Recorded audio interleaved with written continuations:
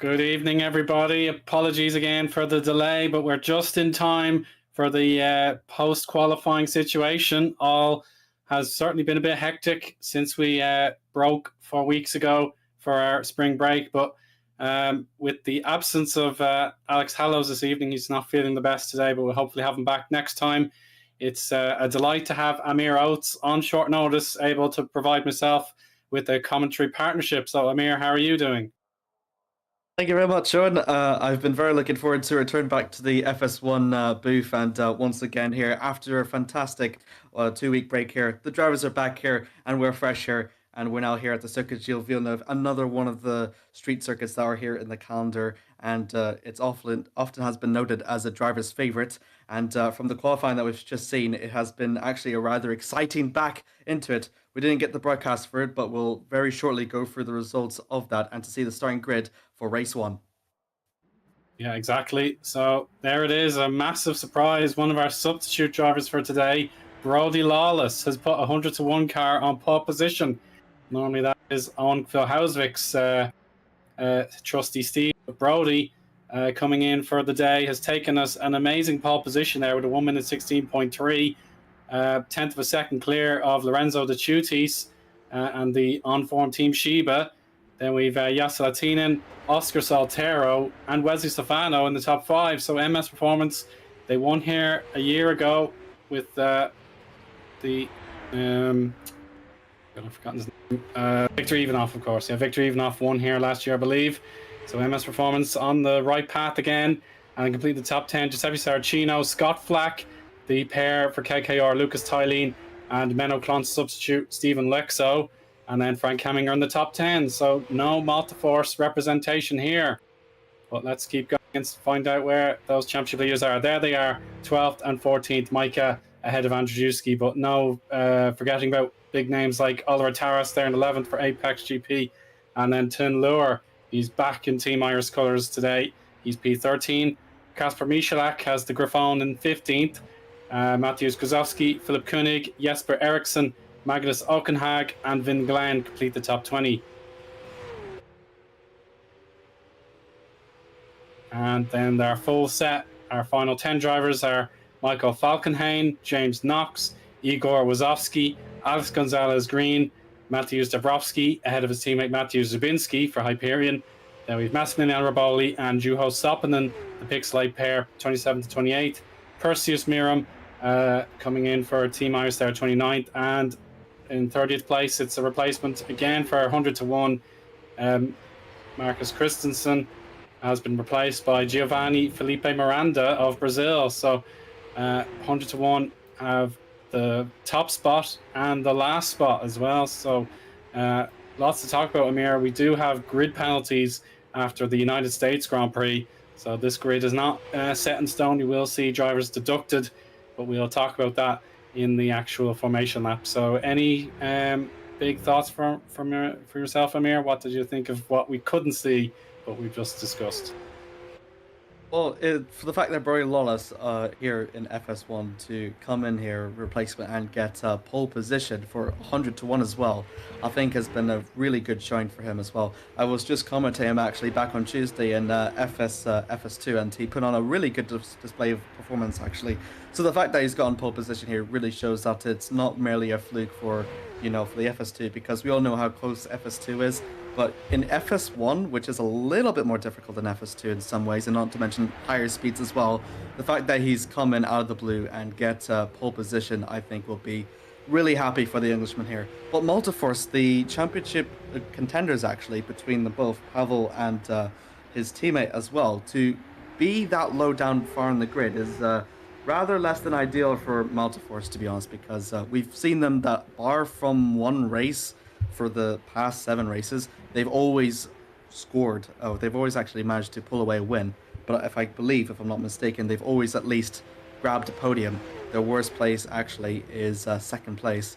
So there's a possibility that they can be able to pull this up. So they're still within that contention. If they stay within that for race 1, then they're pretty much guaranteed for a good position contention for race 2, for the way it stands. But yeah, it's very uncharacteristic for them to be that slow here. Yeah, 100%.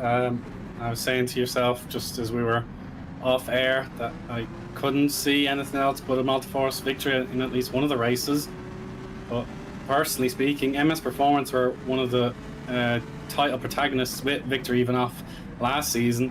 2025 has been horrendous for them in comparison. They're located 13th in the championship on 25 points. So if they can pick up that double top 5 and turn it into a good pair of results, and they'll be flying straight back up the order where they feel they should be aiming for. So yeah, fantastic job from their new pair, Oscar Saltero, and he's paired up, of course, with Wesley Stefano, the regular driver there for MS Performance. So yeah, that is my personal surprise. I'm delighted to see them back in control. But indeed, our little warm-up sort of discussion time, we give one team a platform just to have a chat about them.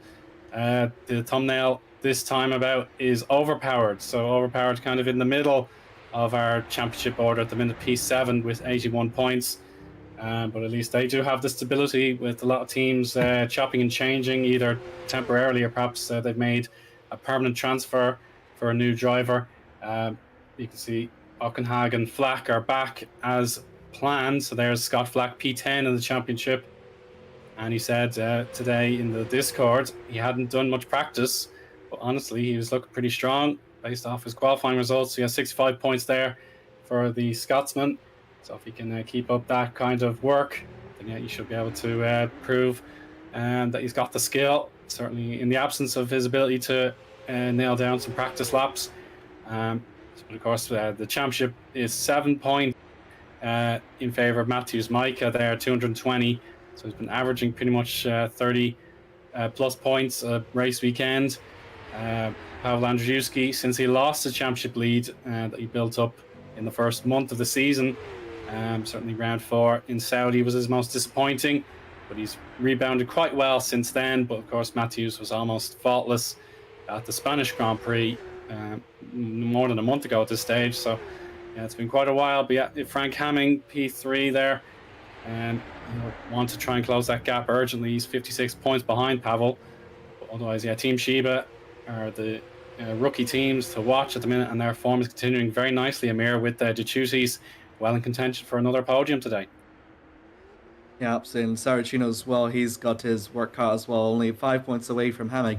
Hamming is the only person actually from last year to have won. He won in race 2 back here in Montreal, so he's coming in here with a bit of familiar territory in his sights, so he probably knows this track up the front more than probably anyone else in the FS1 grid.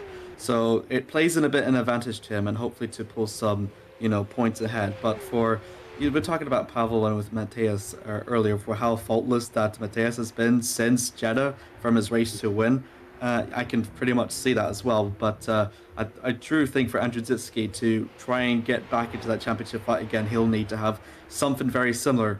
But at the very least, from where they are in the midfield, there's a lot of people in the midfield that, can be a bit of a problem.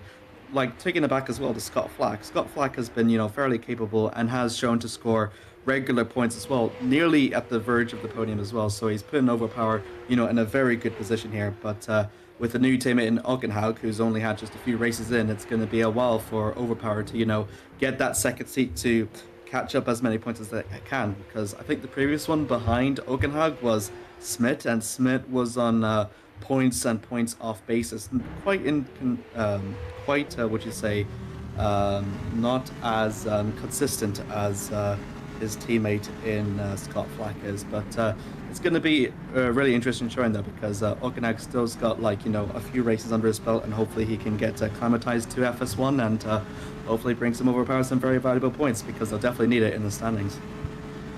Yeah, of course.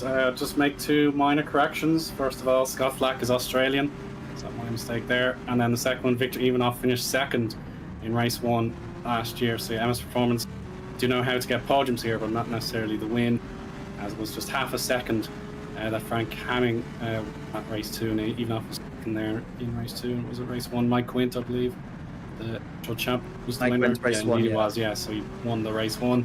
Ivanov second on both occasions. So it was a good track for the Bulgarian, but in this instance it just wasn't quite enough to get the perfect results. So yeah, now just a minute and a half to go in our up session.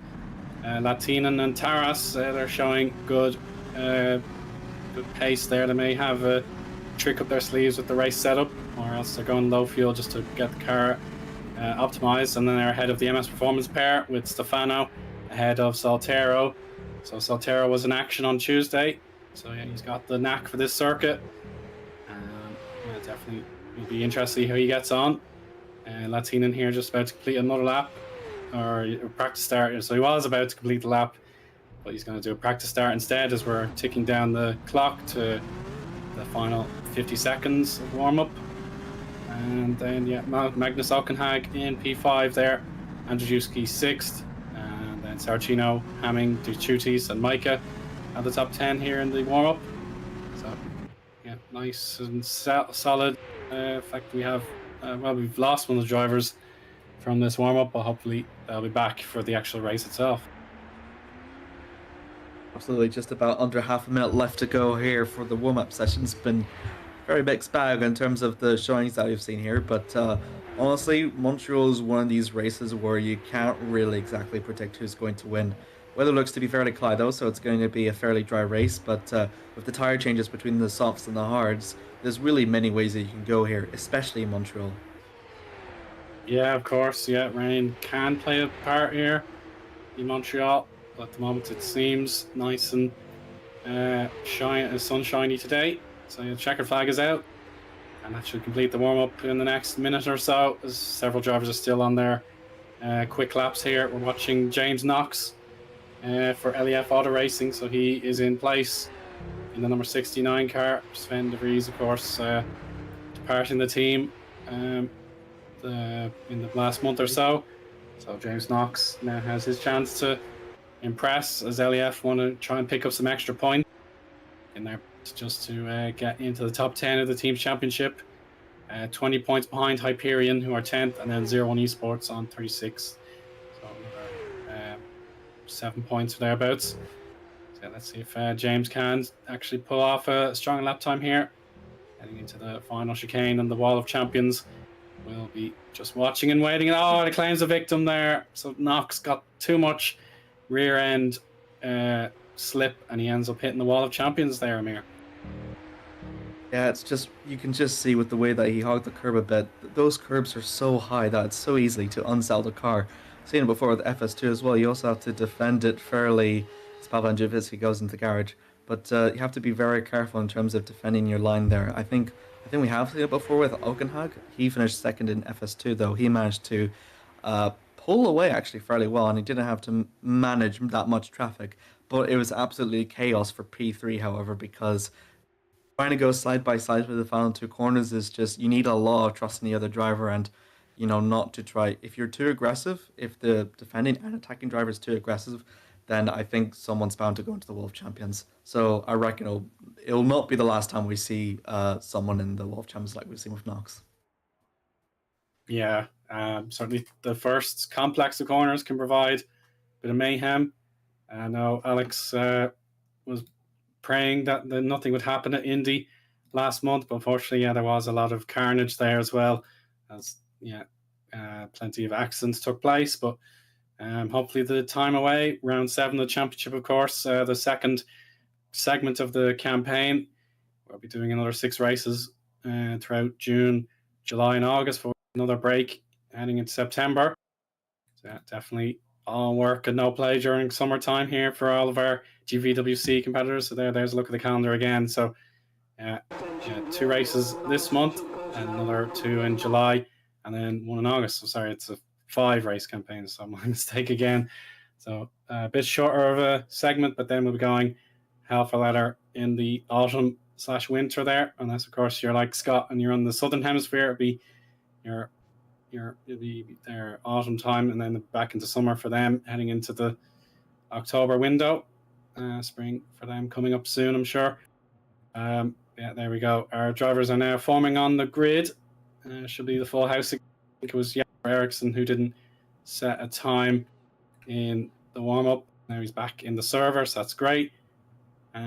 Penalties should be applied about now by race control, and we'll get a full breakdown of our lineup on the grid. So definitely a great opportunity there.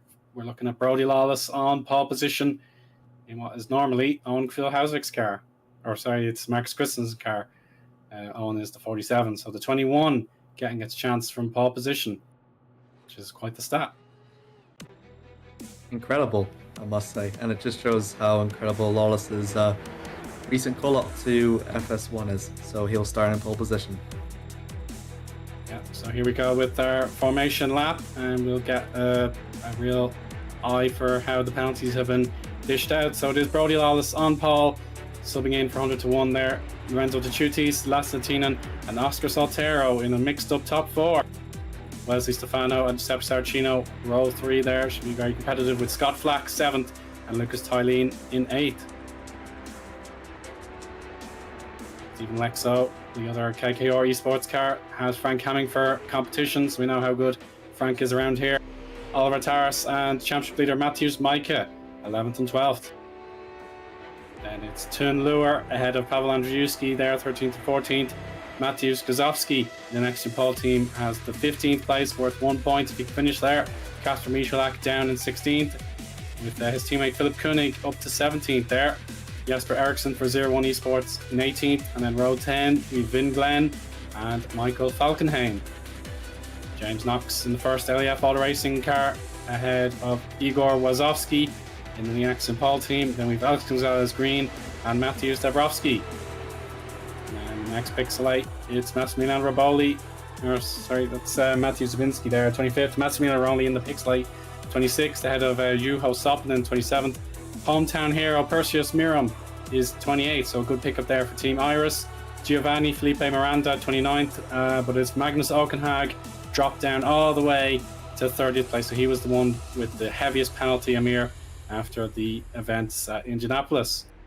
So yeah, Overpower will want to make sure he's in position for an optimal race too, unless something dramatic happens that allows him to fight his way up immediately. See how he gets on.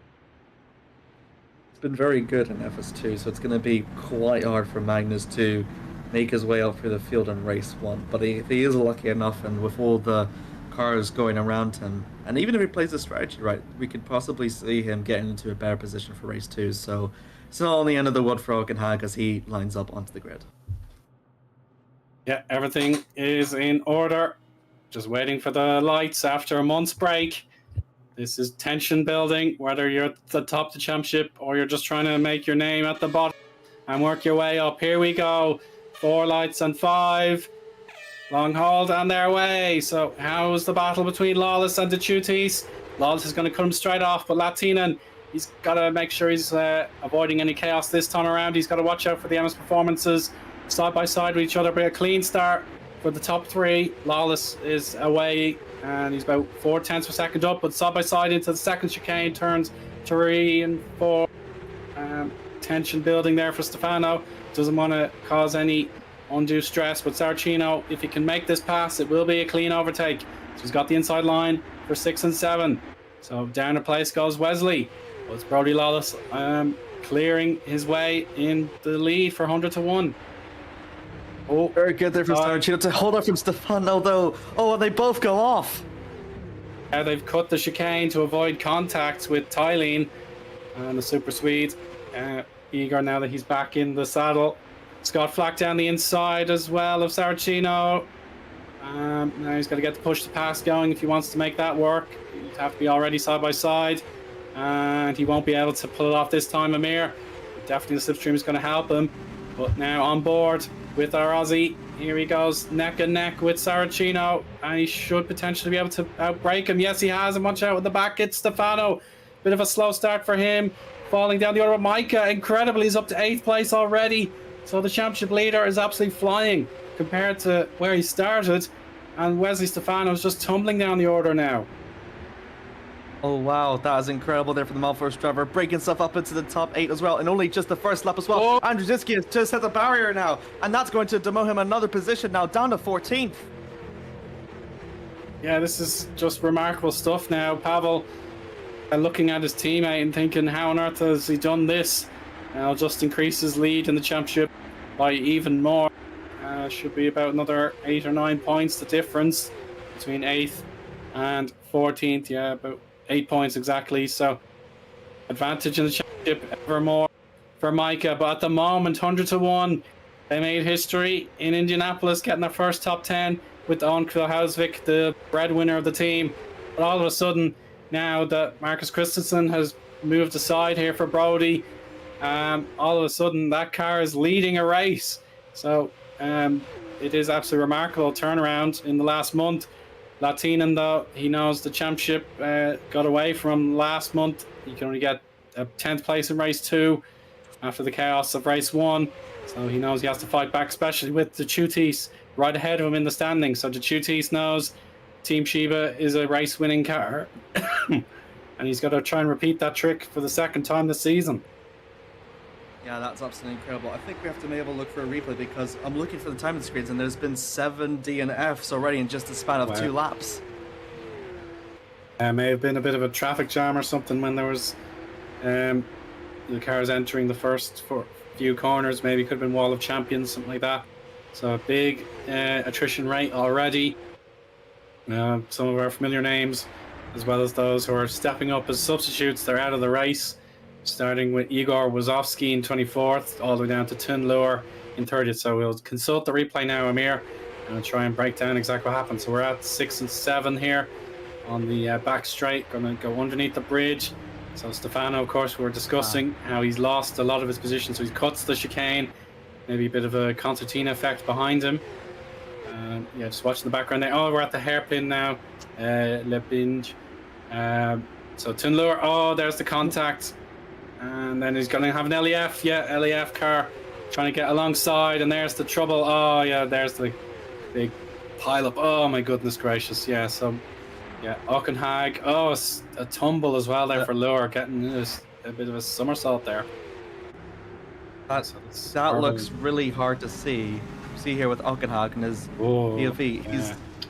He's it's really optimistic to go flat out for there. I think he tries to get out the way, but I think there was someone to the left of him that was trying to evade the action as well, but caught up from Magnus. It's a Hyperion car, I believe. Oh, wow. Check which Hyperion it was.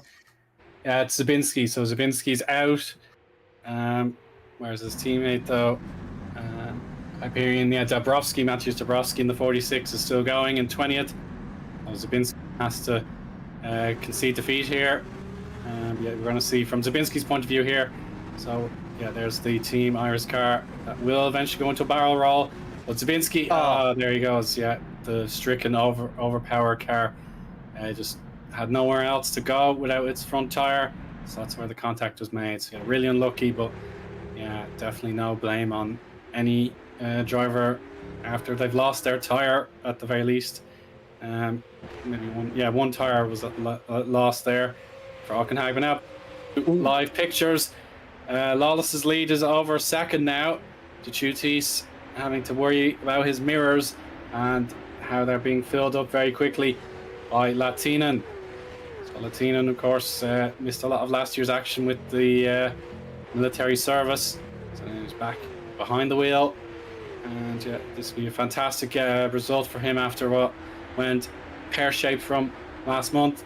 Soltero there, P4, a remarkable result for the Spaniard if that lasts. And you can see him in the purple with bluish and green highlights. There we go, Saladin. Tara set the fastest lap most recently here for Apex GP. So they've got a very quick car underneath them. Maybe warm-up was indicative of what was to come. So Soltero are on board. Oh my goodness, that's Lotus in the background, or is it the other 100-to-1 car? No, it's Giovanni, I beg your pardon, sorry.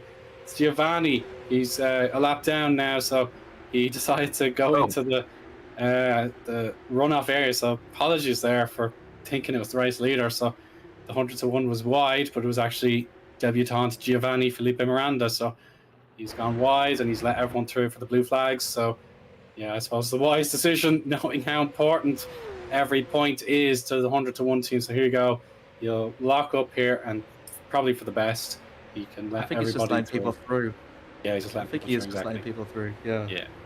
I'm not sure if it's damage from the incident that he's suffering from before, because he was in the back of the field.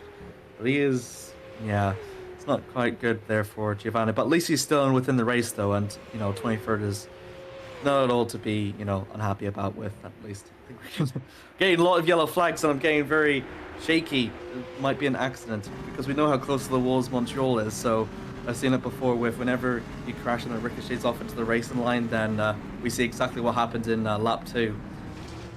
Oh, Sarantino goes off. No! Oh, and he slid across the track, and he's managed to rescue it. Thank goodness for that. A fantastic rescue. But Giuseppe Saracino, he'll be lucky to be 14th at the end of the lap. Those tires, I'm sure, have taken a bit of a scraping there. I can just see on my replay. Yeah, he understeered badly, and then he's on the runoff on the inside of the chicane. So yeah, he just lost traction there after failing to hit the apex like he would have wanted. But well done, Giuseppe, for the car control. But Pavel Andrzejewski will smell blood here, and he's going to go for the attack, no doubt about it. But no, actually, no. It is a good exit there for the Team Shiba driver, and he carries on in his merry way for now. But yeah, definitely Pavel Andrzejewski, he's got to get some intel immediately to try and put this Team Shiba car into his back view. So yeah, definitely a chance should be available to him soon if you can just put a bit more pressure on him, Amir. Yeah, let's talk about for Saracino, though. That's the second time he's made a mistake through the 8-9 complex. And we're talking about here for the points as well, because Saracino is 4th in the standings and Andrzejewski is 2nd. So you know that Saracino can't let Andrzejewski through. He has to defend him for all his might, because this is the championship that we're talking about here. And the Italian knows this. This is why he's trying to fend off as best as he can from the Polish. Yeah, so he seems to have recovered pretty well from that error. Let's see what can happen now on the long Casino straight. Yeah, looks pretty good. Single file order here for the moment. Just outside the points, I saw a snap of Jesper Eriksson there in the 0-1, so he'd love to pick up a point here to get 0-1. Moving again there, of course, doing well in the championship, P11 at the moment, but 100-to-1 are just going to eclipse them completely if Brody secures these 30 points for a win. But Taras, I could see a wiggle there just briefly behind championship leader Micah, going of course for the FS2 FS1 double, on course to achieve that so far, but of course a long way to go in the season. It's only round 7, not even 50% of the way there just yet. Taras here, He's outside bet for a strong result in the championship. P5 at the moment. And just see what he can do with push to pass. No, it's probably not worth it at the moment. Watching him wait and see what Flack does. And yeah, that's all fine through the 8-9 chicane. And Tylene. And then he's back after some rough results in the United States. And you can get a top 5 here. That'll be absolutely brilliant. So yeah, these 4 drivers, beg your pardon, and they're all eager to see how they get on. But of course, yeah, pit strategy is going to play its part. About 5 or 6 laps time, and maybe 1 or 2 drivers will dive in quite early and hope for the undercut. And there's many ways that you can go for here, because there's many ways that you can attack for this corner, as Harris just hits a little bit on the sausage curve, trying to maximize as much as he possibly can to make the attack onto Mateusz Majka. It's been a pretty of a fairy tale season for him so far. Managed to get his first win here in FS1 in Jeddah, a double podium actually, but hasn't really found that much success ever since, although he's been fairly close multiple times. And while challenging now the championship lead in Majka is probably going to add to his books. You can see with that wiggle coming for the exit there of turn 4, really is giving it his all. Yeah, for sure. So yeah, Apex Jeep. They're having a fantastic season so far. Perhaps maybe the last couple of rounds were tough on Yassi, only getting the 10th place in the last 4 events he's participated in with the DNF, of course, in Spain, and getting knocked down in the United States as well. The race 1 outcomes have been far below his expectations, but he has a chance now to catch up to Brody's last lap. It was much quicker, in fairness. So Brody's lead is evaporating on him, and he's certainly going to notice now what's going on behind him. So there should be a bit more equal this lap. Ooh, getting close to the wall there. Check out the lap times here. Has Brody been able to regain his best pace? Yeah, he's about where he needs to be, but Latinen in the dirty air. He's slowed down a bit, but he wants to make the pass. Brody Lawless defends so far. And Latinen, I think he just needs to sit in the wake for the final 4 corners before they can get onto full power again. So you have to stay patient here, Latinen, and then you can go for the pass. So yeah, stay on the curbs here, give you that little bit of extra grip, and now power now. See if he can catch Brody Lawless for the lead or not. Maybe he's going to have to wait a bit longer, Amir. Has to. I think the Casino Straight is probably going to be the next thing that Latinen will probably look for. But you can just see for how much closer he was to Lawless to actually make an attempt through turn 2. Means that the first driver is definitely going to try and make a move sooner than later as they go through the hairpin now. Through turn 10 now, can he get a good exit for it? Because it will help him with the Casino Straight. It's a slightly good exit, but I think he probably wished for a bit more. And I think the distance is a bit too far away now as Lawless is slightly pulling away. I believe it's with a bit of push to pass now to try and defend from the Finnish driver.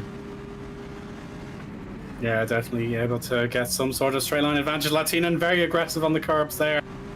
It's worked out incredibly well. I think he's going to make the make or break move now through to the outside line for 1, but it will become the inside for the right-hander turn 2. But he has to withdraw because Lawless had it covered.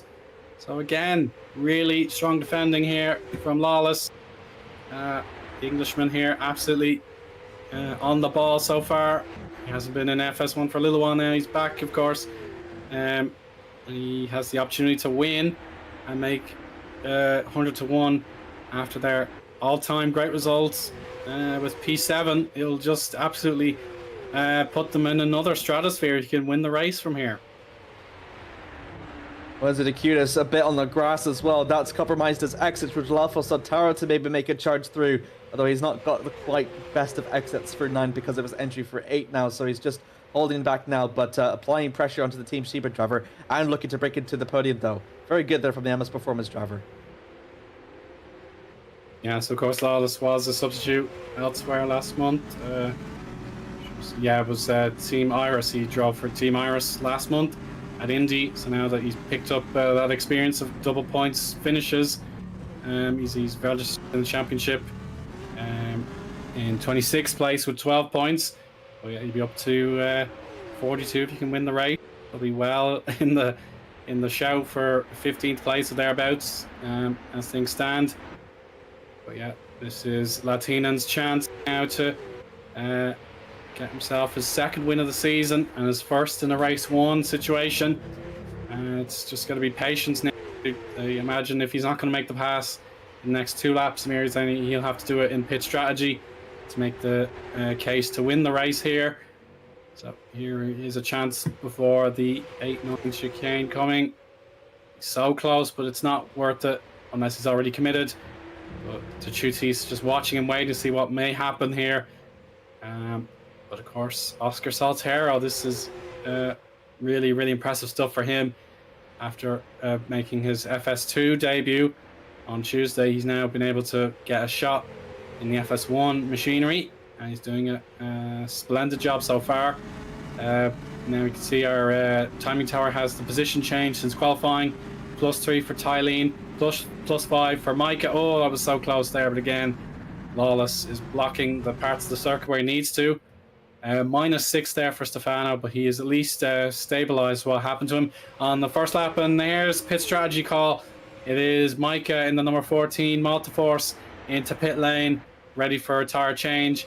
So he'll have to hope he finds a gap in the traffic and he can begin pushing straight away. So Micah in the pits for his fresh set of tires. Yeah, Multiforce is double stacking, and Andrzejczycki's heading into the pits as well. So that's going to be fairly quick there for the pit crews there. Micah obviously going to try and go for an undercut, see how much he can capitalize. And Andrzejczycki as well, he's hoping to try and gain some positions as well, as he's also going to exit in relatively clean air. I think there was another one that had a green pit stop as well just before. I want to try and keep track of who it was. I believe it was Van Glen as well. So he was also into the pits. He pits a lap earlier than these guys as well, and he's still on 21st. So sort of a basis, but hasn't really gained much positions, I don't think. So so it's going to wait for a few laps to see. I think their best hope, Multiforce, is going to see if there's going to be any more infighting now. Asataro's not going to make a move, and Lorenzo De Cudas now. Here we go. He's through. He's already through. De Cutis has given track position to Saltero, and therefore it's 3rd position for the brand new performer in the 2 car. And Tylene comes into the pits. So the top 4 continue on their planned strategy. So drivers outside that catchment area have all come into the pits. Well, half of them anyway. So Tylene is in, Stefano is in, and Saracino is in. So good information coming for Team Shiba if Saracino can prove these hard tires are well worth it now. And there's Amir with the grimace there, thinking Taras was going to have an accident, but he held on really well. And he's pressuring Scott Flack, but yeah, definitely those tires at the rear, they may be giving up the ghost for Oliver, and he'll have to consider a pit stop soon. Of course, he's still got the fastest lap from earlier in the stint. Not worth anything anymore in FS1, unfortunately, but if you can at least get a reverse grid pole from his P6 or improve his lot here in race 1, then yeah, that'll definitely be worth an absolute truckload of points, which would be very welcome.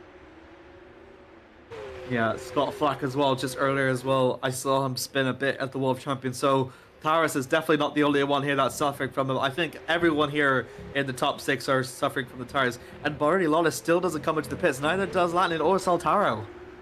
And De Cutis is now going into the pits.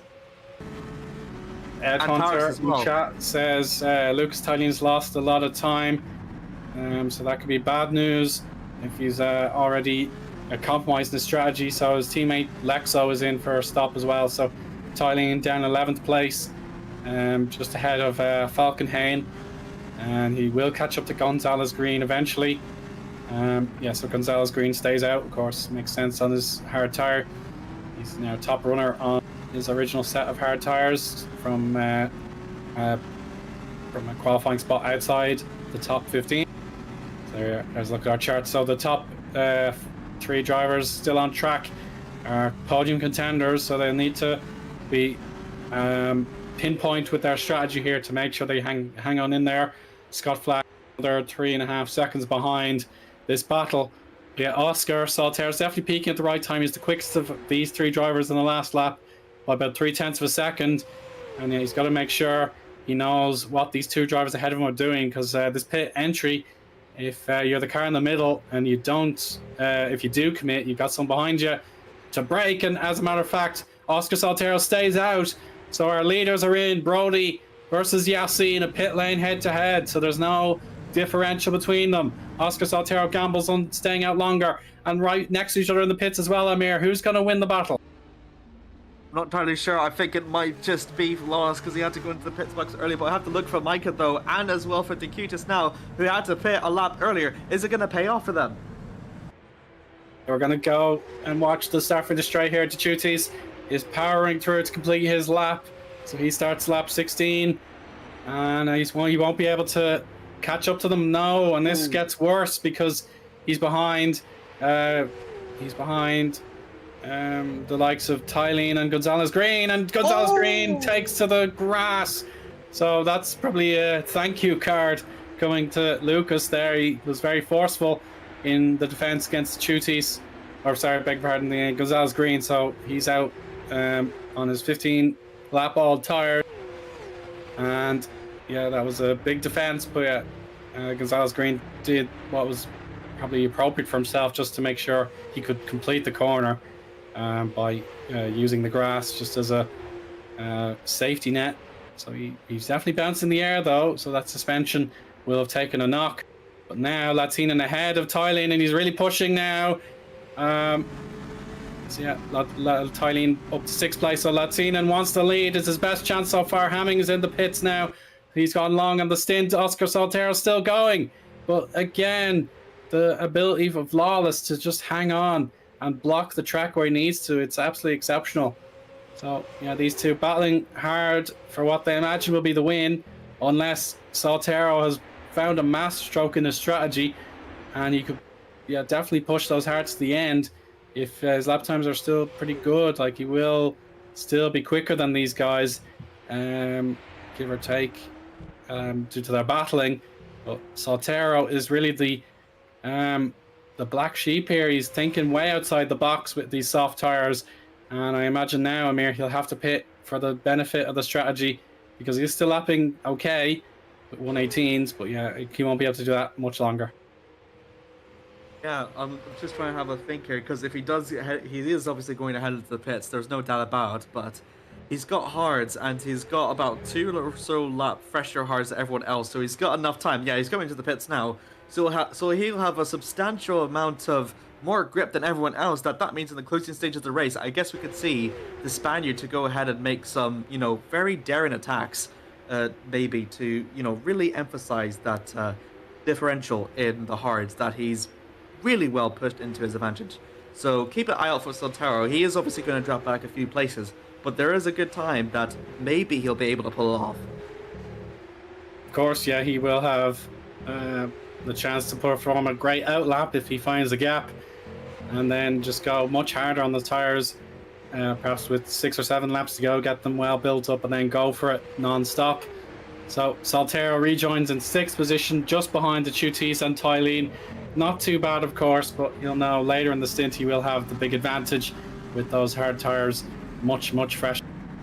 A 3-lap advantage thereabouts, 3 or 4 lap advantage. But Scott Flack, our temporary race leader, is going even longer on soft tires, so he just wants to finish about 7th or 8th. Sector times looking good so far. Alice last lap I think got 25.7 sector 2, so yeah, it's definitely time for Flack to pit his soft tires in the middle sector. Far from ideal at the minute. You can see the graining as he brakes to hit the speed limiter, and yeah, a great call if this works for Scott. Here he comes into the pits. He knows his teammate is already out of the race. It's all down to him, but now another opportunity to witness Lawless and Latinen go head to head. It will now be for the race lead because of Flack still being in the pit lane, and Latinen just cannot find any way through at the minute. It's still a bit too early to put in a humdinger down the inside with the late braking, but definitely his chances are going to be limited now if Brody just keeps blocking him. Absolutely, and the more that these two fight as well and compromise each other's racing lines, Stylen, Kitakidis and Saltero are all going to be catching up as well, and then once again going to rejoin about for like a 5-car fight for the lead, just what we've seen a couple laps ago. Zeeuw Latinen though, he's gone a little bit wiggly from the exit out of turn 7 though. Allow for Lawless to have a little bit of that advantage now of this straight. and he will use it perfectly. I think he will have it to the casino straight at this rate.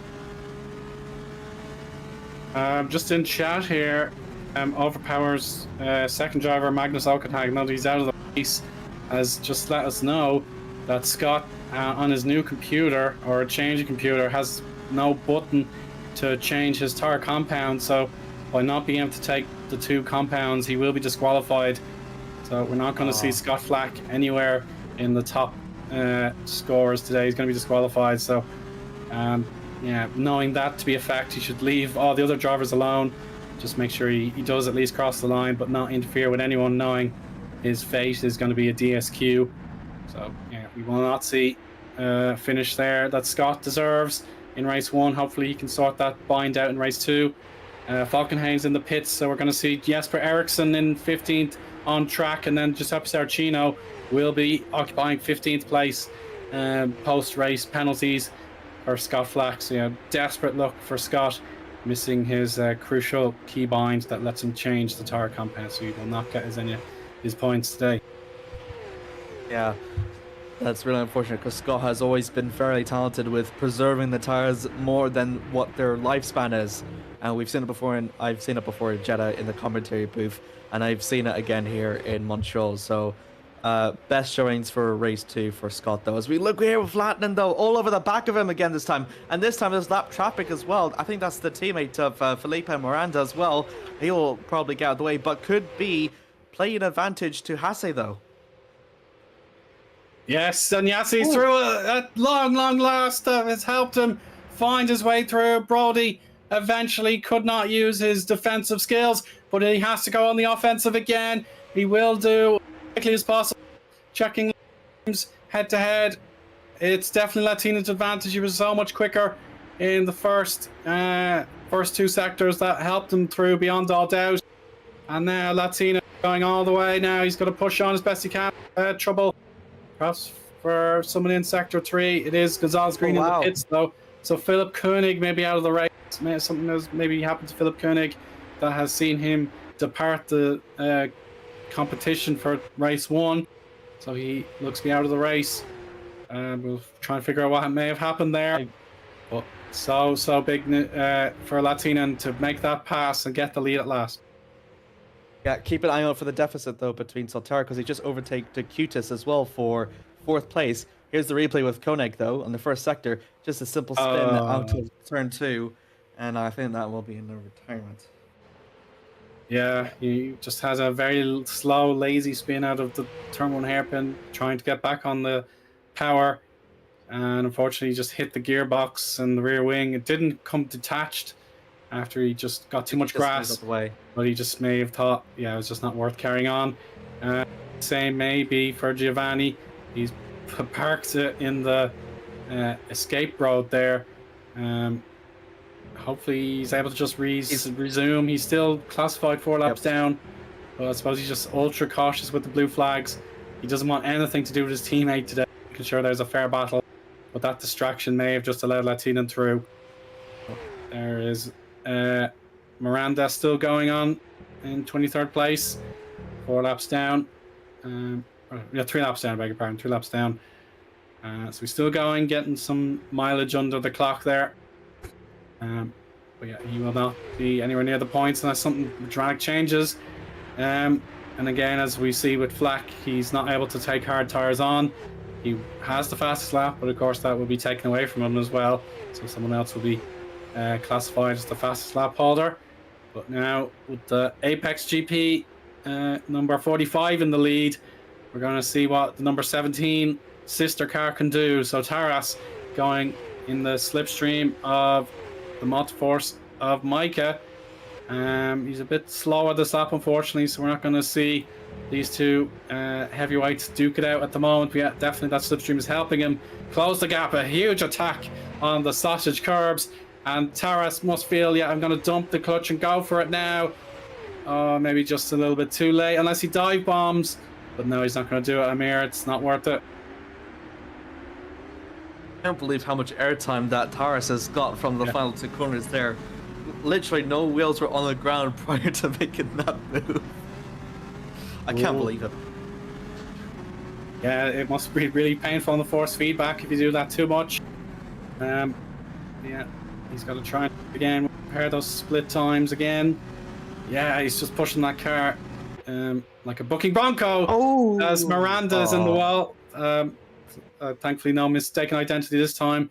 He's just parked beside the wall, and he's out of the race. So it's game over. Unfortunately, that's usually Kevil Hausvik's car, but I'm afraid it will not go any further into this race. So he may just feel I've done whatever I can, and there's no rescuing the situation. The brakes are glowing, as is often the case. Oh yeah, he just slides too hard. Oh, I didn't notice that. As a matter of fact, yeah. So the camera angle was a bit deceiving there. He lost his rear right tire. I couldn't quite tell from the onboard or the angle on the TV broadcast there. So that's what explains he's crashed the car, and he'll have to start race 2 from 23rd on the grid. He can't improve that any better. Amir, but yeah, that was a very hefty shunt.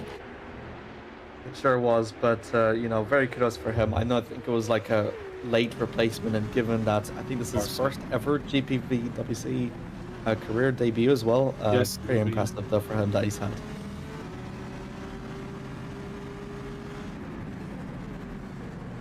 So we're still watching and waiting for this battle for 6th position. Taras again having so much oversteer on corner exit. So let's see. Oh, kick up of dust there from Tuchutis's car, and yeah, this Taras, he's got a whole workout routine here for everybody to watch and maybe wonder.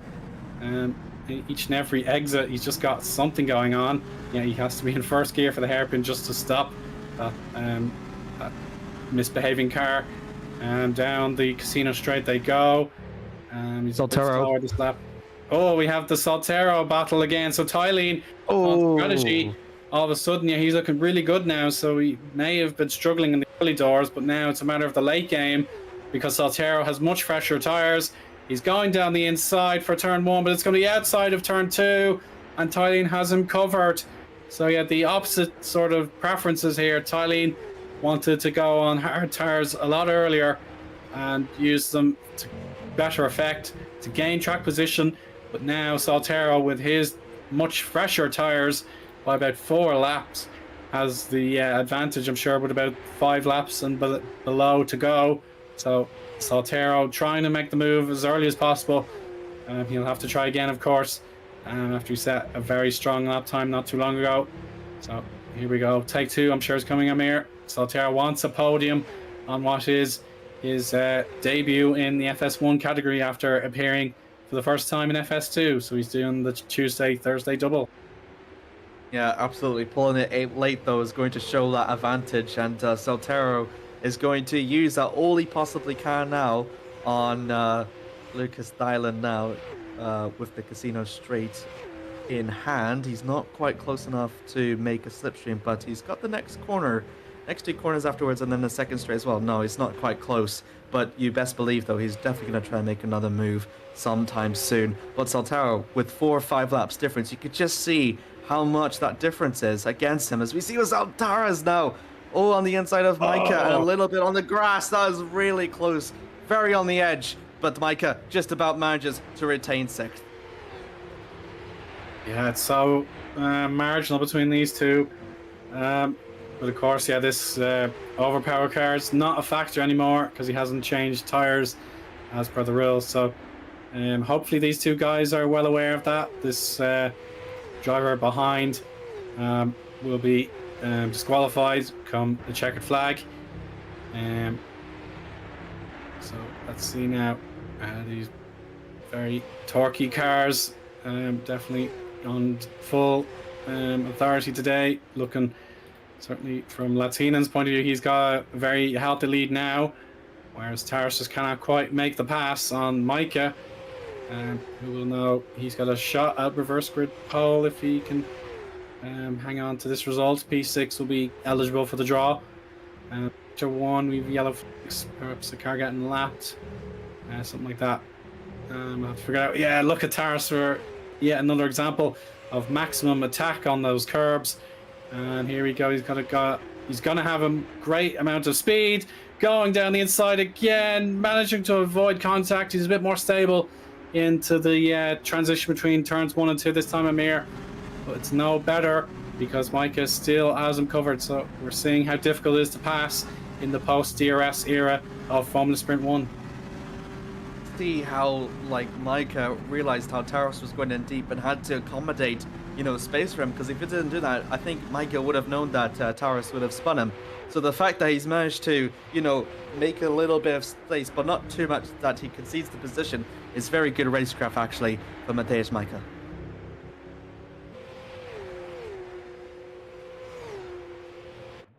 So we're going to go to replays here.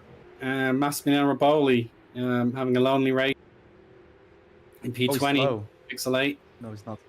So is he going to hit the wall? Oh, he's hit the curbs and actually catches it. So yeah, a really heavy strike of the sausage curbs there, but Raboli just carries on all by himself there. He wants to try and catch up to Dabrowski, but he's about 20 seconds behind them or thereabouts. All by himself, and then Gonzalez Green in 21st just behind him. Lap 28 for the leaders, and of course Taras, knowing that time is going to be of the essence from here on out,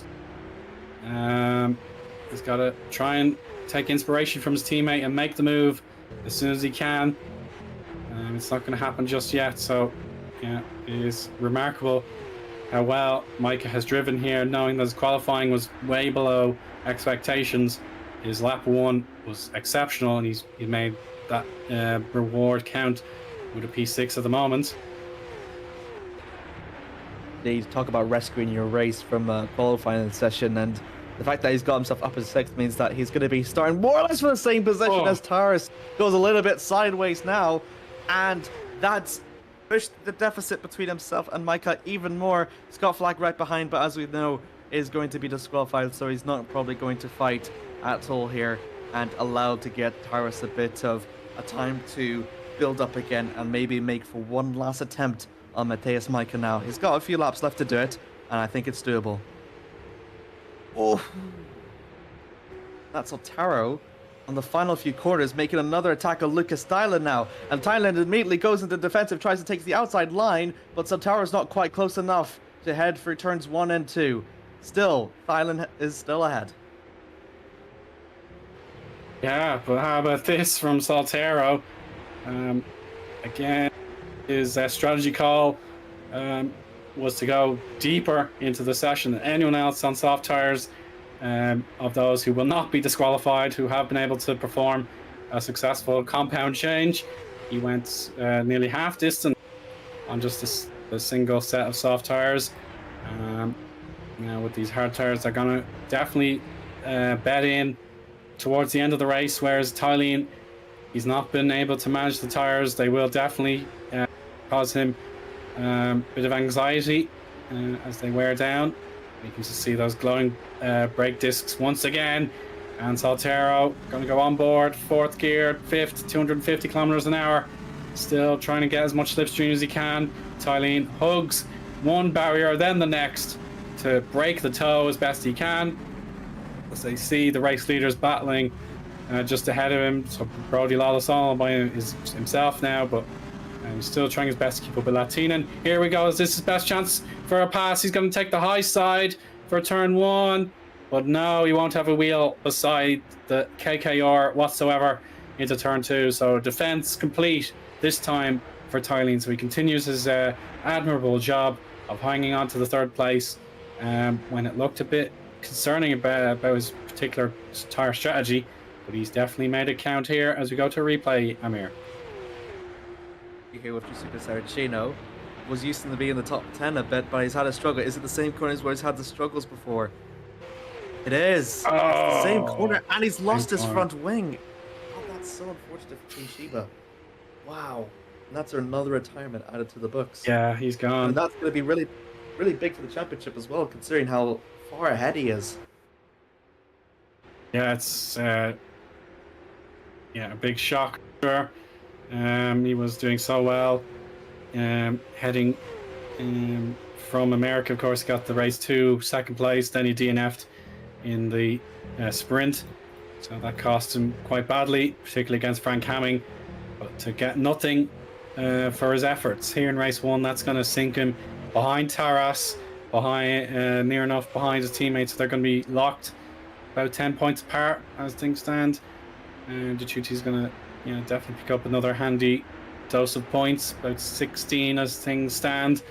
So Dechutis will close the gap on his teammate by about half, 33 points behind, so he'll nearly halve the gap as a result of Saracino being outside the points anyway. Well, here on 01 Esports debut, Michael Falkenhayn, he I think have a bit of experience in the lower categories, but he's got his chance now for 01 Esports in the number 58 car, and he's so close to a point. He just needs to pass one of these cars to make himself eligible for a point, because we have to dismiss Flack. So just remove him from your memory bank and count Lexo as P8, and then down to Vin Glenn at 15. So that's our points scoring drivers at the moment. On board here with Falkenhayn again. He's so close to Vin Glenn. Vin Glenn, of course, one of our drivers who showed his best form in America, his first podium since joining up with Frank at HGP. So if he can continue to pick up a point or two, that'll be great. Here's Pavel Andrzejewski down the inside of Gazowski in the Nexium pole team. No ice this time, but maybe he'll try again in the sector 2. I think that's his best chance for an overtake. To be honest, Amir, it's not going to happen just yet. No, it absolutely isn't. I think everyone's just going to wait and bide their time now. For Falkenhayn, though, bit of the slipstream now with Van Glen. He's not quite close enough to make a move, but still applying that pressure onto the HDP driver. Falkenhayn is done fairly well, actually, almost in reach of the points, but I think it just needs to be a little bit more patient on. There was a brief window, I think, where Oliver Taras had overtaken Matthews Micah, but he lost out, or else it didn't quite prove to be a full overtake. So that battle will be never ending until something else may give. But here we go. You can see Brody Law's kind of stuck in traffic at the minute. So yeah, there's just so many cars all over the place at the minute. So I imagine that's oh, here we go. So Soltero down the inside. Oh, he's gonna make big contact. Oh, that's an unfair overtake. He's gonna give that one back. But the confusion there with the lapped car. Or sorry about that. Dechuti's back. So Dechuti's actually in play. I think he's just within half a reach there with the lap car. So Dechuti's now could smell a podium, as Soltero's pass was incomplete. That was not a fair overtake. So he did the right thing and gave it back to Tylene. So now Dechutis should be free of those blue flags, and he has a fair opportunity himself to try and battle our FS1 rookie Soltero, trying to take on some of the big names here like Tylene, and of course Dechutis, the driver who came back to GPVWC. So here we go. Dechutis now clear of the lap traffic, and he's hopefully got some push to pass. We're going to be 2 laps to go once Latinen crossed the line. That will be lap 34, 35. So the time for niceties is going to end. And if you want to make your big moves, you've got to do it now. As we were saying with Soltero's strategy was to go longer on the soft tire to allow these hards far more health at the end of the race. Taras so close once again. Oh, he's nearly in the wall of champions there, Amir. So close with 2 to go. Lucky he didn't lose his front wing, though. I think there's going to be very big suspension damage for 11 Taras, but not going to be enough to make it onto Mateusz Micah, though. 2 laps left to go, and with Thailand still holding on against Soltero, and Decutis now into the mix. Soltero's advantage of that hard tires that he had is slowly running out. Micah a little bit sideways through the corner complex. It's all unraveling here. Yeah, there's so much going on, and we don't know which battle to pick, because 3rd place is at stake. 6th place has been at stake for half of this hard tire stint, and Scott Flack, of course, he's not going to score any points because he's not been able to perform a compound change to hards, so he's not eligible. And of course we've the battle for a point. That's still very, very close call between Glenn and Falkenhayn. German battle there between those two. Let's see how that fares as we'll be getting our final lap very soon. On board with Taras, it's his final chance to make a move into the first complex, unless he can do it before the final chicane. He's down the inside of the Multiforce car, and he's through. He's performed a great dive, but he's in the wall! And he's collected the championship leader as well. He's lost his front wing, but he's still going. There's debris everywhere. Oh, that's tragic for Oliver. Oh, and Micah's got the front wing gone as well, and because there's only one lap to go, he doesn't need a pit. But how many positions is he going to drop?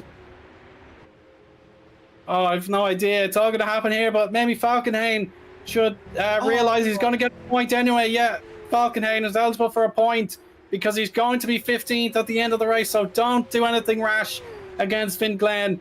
Tier 1, you can pick up any points. That's a great result, especially when you're subbing for the day. Just get no. for 0. You have Micah, nowhere else to go once Taras smashed into the wall of champions. So a good prediction there from Amir. He said someone would hit the wall in race conditions.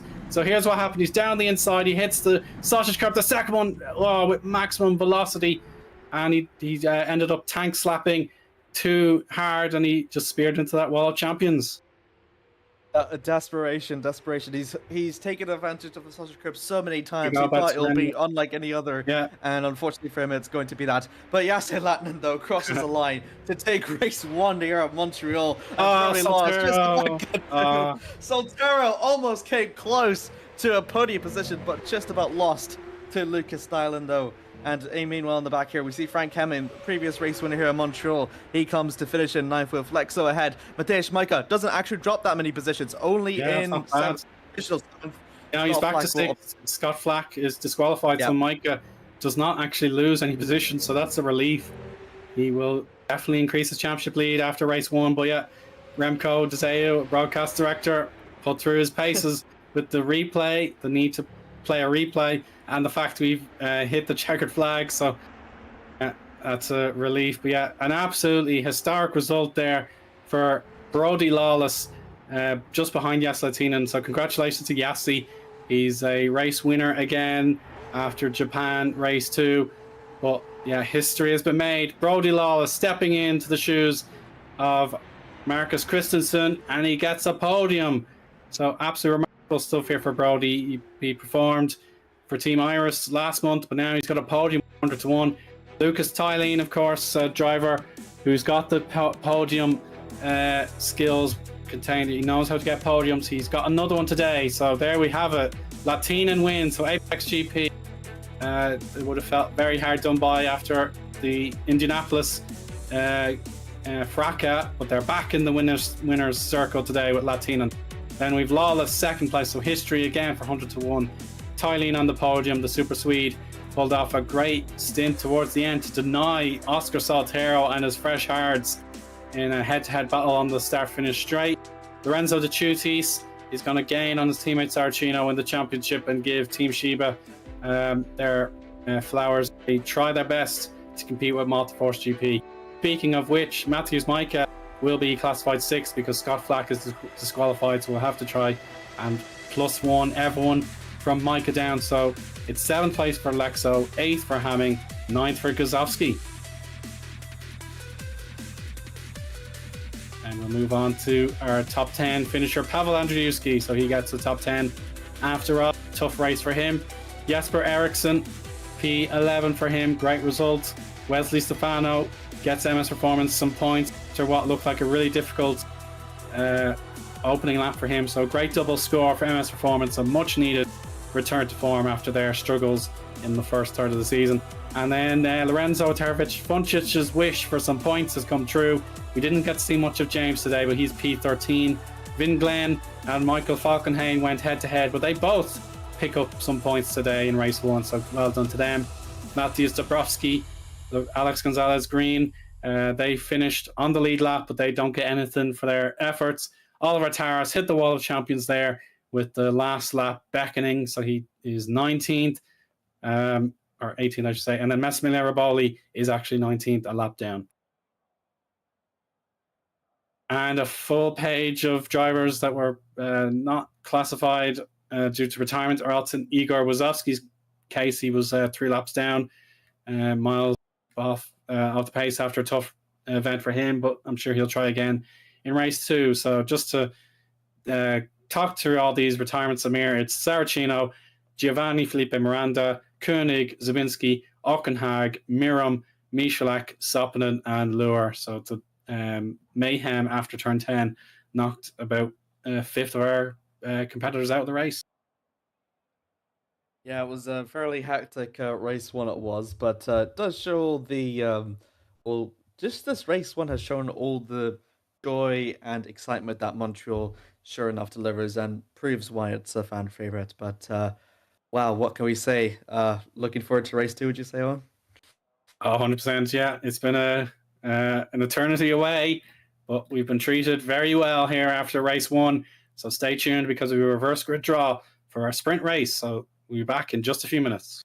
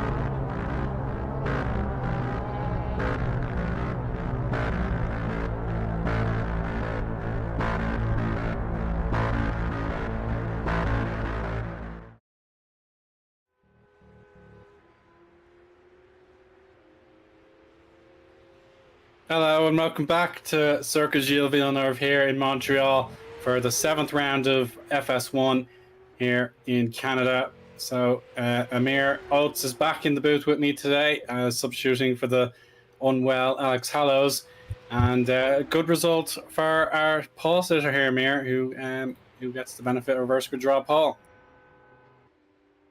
Yeah, absolutely. I mean, what we have seen from the incredible 35 laps that we've seen in the French race, now we'll go through the second race. 23 laps remains ahead, and we've got confirmation of who will be starting on pole position as well for the second race. It is, I think there was the same driver that did it back in Istanbul as well. Guzowski, he'll be starting on pole position for the second race. It's not the first time he's done it before, and he'll be very lucky to do it in, well, what was particularly a very difficult track as well, because Lawless, for a good half of the race so far, led the field. So we could be seeing the same here from Guzowski, potentially. Indeed. So it's not very often that you finish 11th on circuit and you end up on the reverse grid pole. But of course, Scott Flack, hopefully he can sort out that keybind that prevented him from being able to change his compound correctly. So Scott Flack disqualified for failing to change compound on his tires. So we did just have another set of softs, and he drove around the circuit, finished ahead of Mike, of course, but that doesn't count. He's just demoted straight away, and that has allowed Guzowski onto pole. So we've just finished our second warm-up session, and any final preparations, and now that drivers will have less fuel on board, but they'll have to be a bit more careful on the tires if they want to do a soft stint. That'll be very brave. We certainly can take inspiration from Oscar Saltero and his drive to 4th place. He used the soft tire for the longest, but yeah, definitely a chance for another name to pop up, as of course Brodie Lawless in 2nd place gives 100 to 1 their podium, but Latinen wins race 1 for the first time.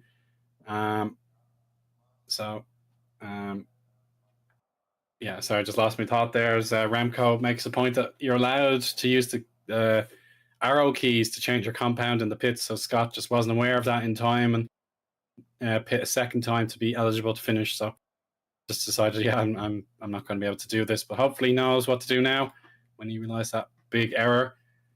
Yeah, definitely multi-force, less of a factor than I would have anticipated, Amir. Their qualifying let them down, but in the end, Mike having found Oliver Taras straight ahead of him, crashing into the wall of champions. He had nowhere else to go, and he didn't actually end up losing any positions. But certainly those kind of moments, they can make a huge difference come the end of the season. So he's very lucky to get those points in the end. Absolutely, and I think he is very lucky that he did not drop many positions in the final race.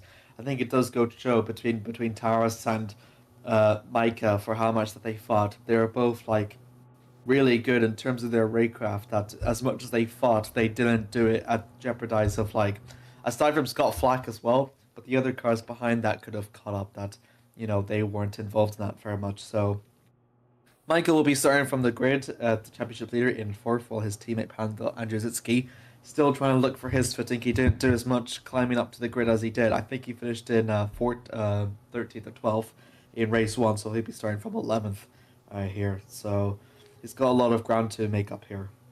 Yeah, so Pavel finished 11th. That's absolutely correct. So he's already lost about another 7 points, or give or take 7 or 8 points in race 1 alone. He's got to really work his socks off, maybe 9 points, I think, to be exact. So he's already in trouble, and he'll have to finish 3rd place with a no score from Micah just to equalise the championship campaign. So it's already a bit of a struggle for Pavel today, but now we'll get going with our formation lap, and we'll see the pole team on pole for the 2nd time in a race 2 draw. Mateusz Guzowski gets the jump on Frank Hamming. So Hamming this time last year, give or take, he was a winner. We have Stephen Lexo third. And then P4, it's Matthews Micah, speak of the devil. Scott Flack, hopefully he'll be allowed to start P5 there.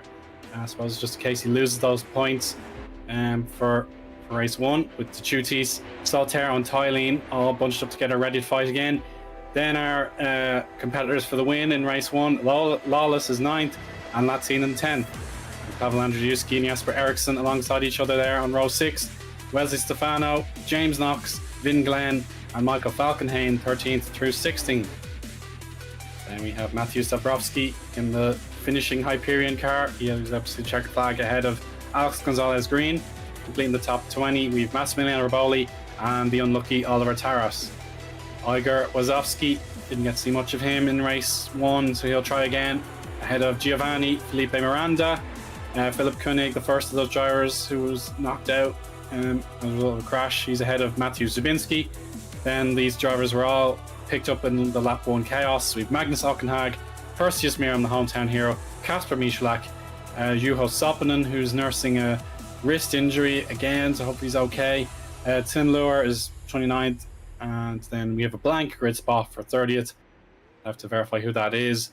Yeah, definitely our absence driver. I hope they're doing okay, and we'll hope to see them again next time, Amir.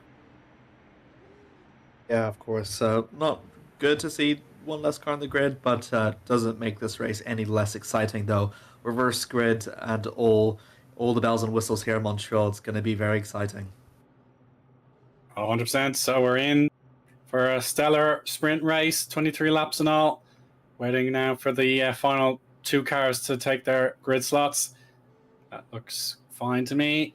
So let's have our red lights to signal the holding pattern, and we will go racing now. Oh, that's a fantastic launch for Frank Hamming on the high side. He should be able to at least go neck and neck into turn 2 with Gazowski. Gazowski breaks a little bit later though, and he'll hang on to the lead. On the high side there, Stephen Lexo trying to get a double podium result for the 2 KKR esports cars.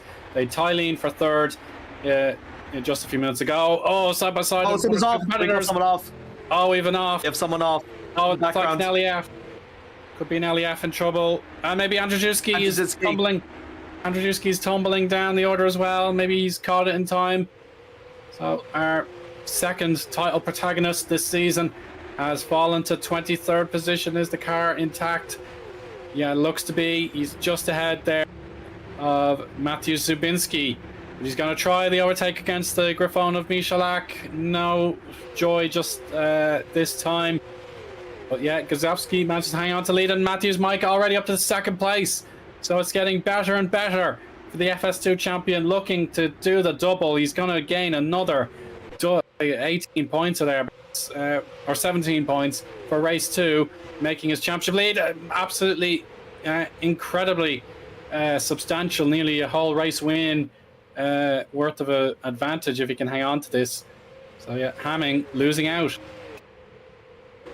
Yeah, absolutely. Very unfortunate there for the 2024 Race 2 winner here in Montreal. Having to concede to Mateusz Micah is not quite out of the picture. 5 tenths still behind Mateusz Micah. He can be able to pick up the pieces from what happens. But Micah, meanwhile, challenging Kozowski.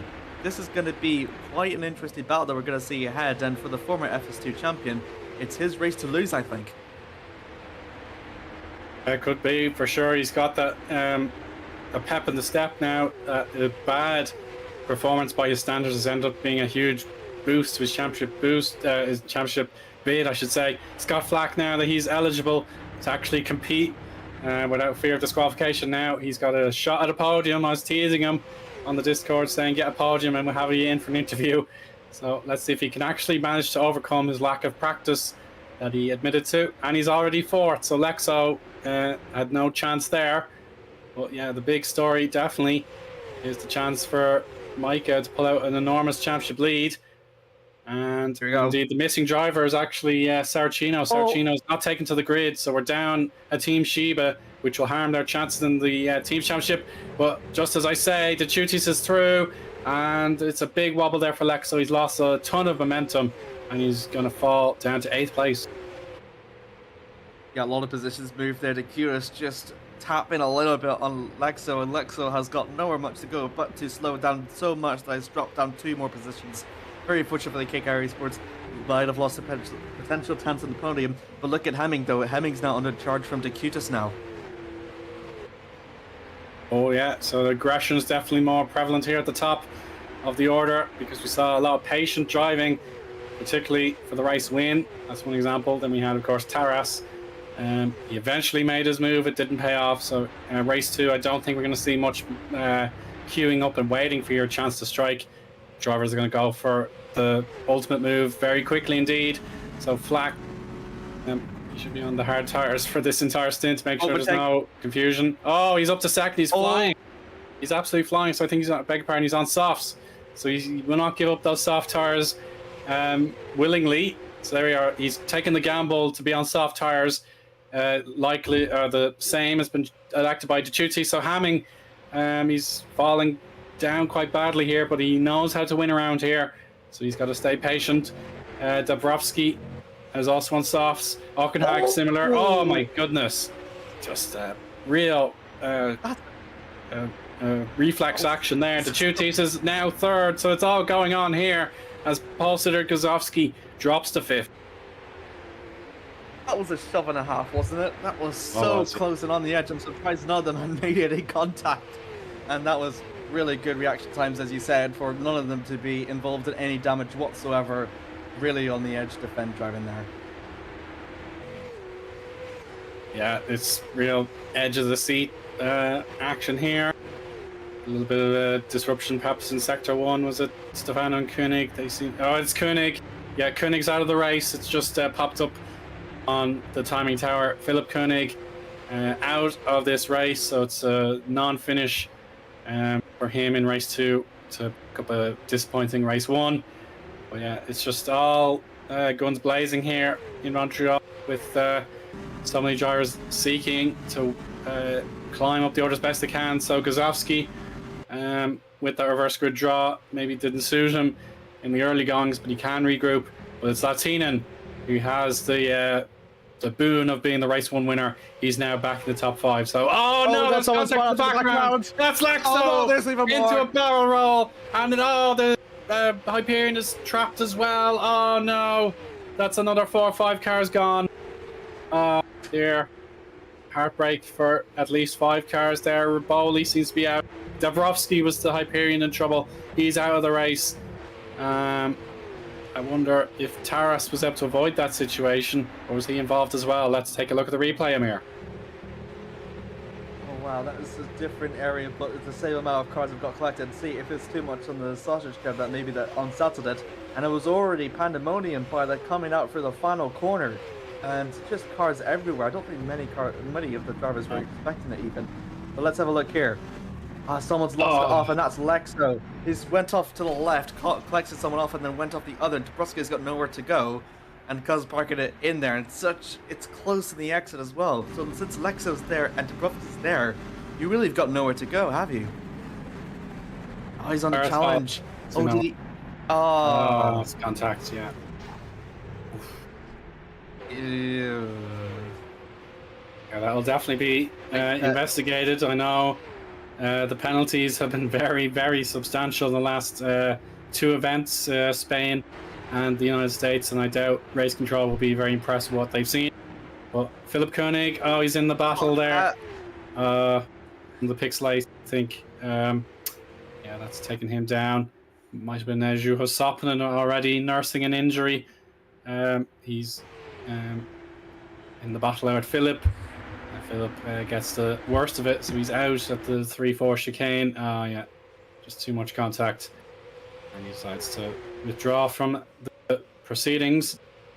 So now, Flack on the soft tires has a chance to take the race lead, which would be a massive opportunity for Overpower. Their bid to get on the podium for the first time as a newly founded team. That will mean a lot. Of course, Team Shiba have led the way in that example. And Next Paul team, of course, have some podiums to their name between the 2 drivers. But Scott Flack, the Aussie, wants to succeed here. He's got his chance to go on the inside of the final section of the chicane against the championship leader. But Matthews is having absolutely none of that.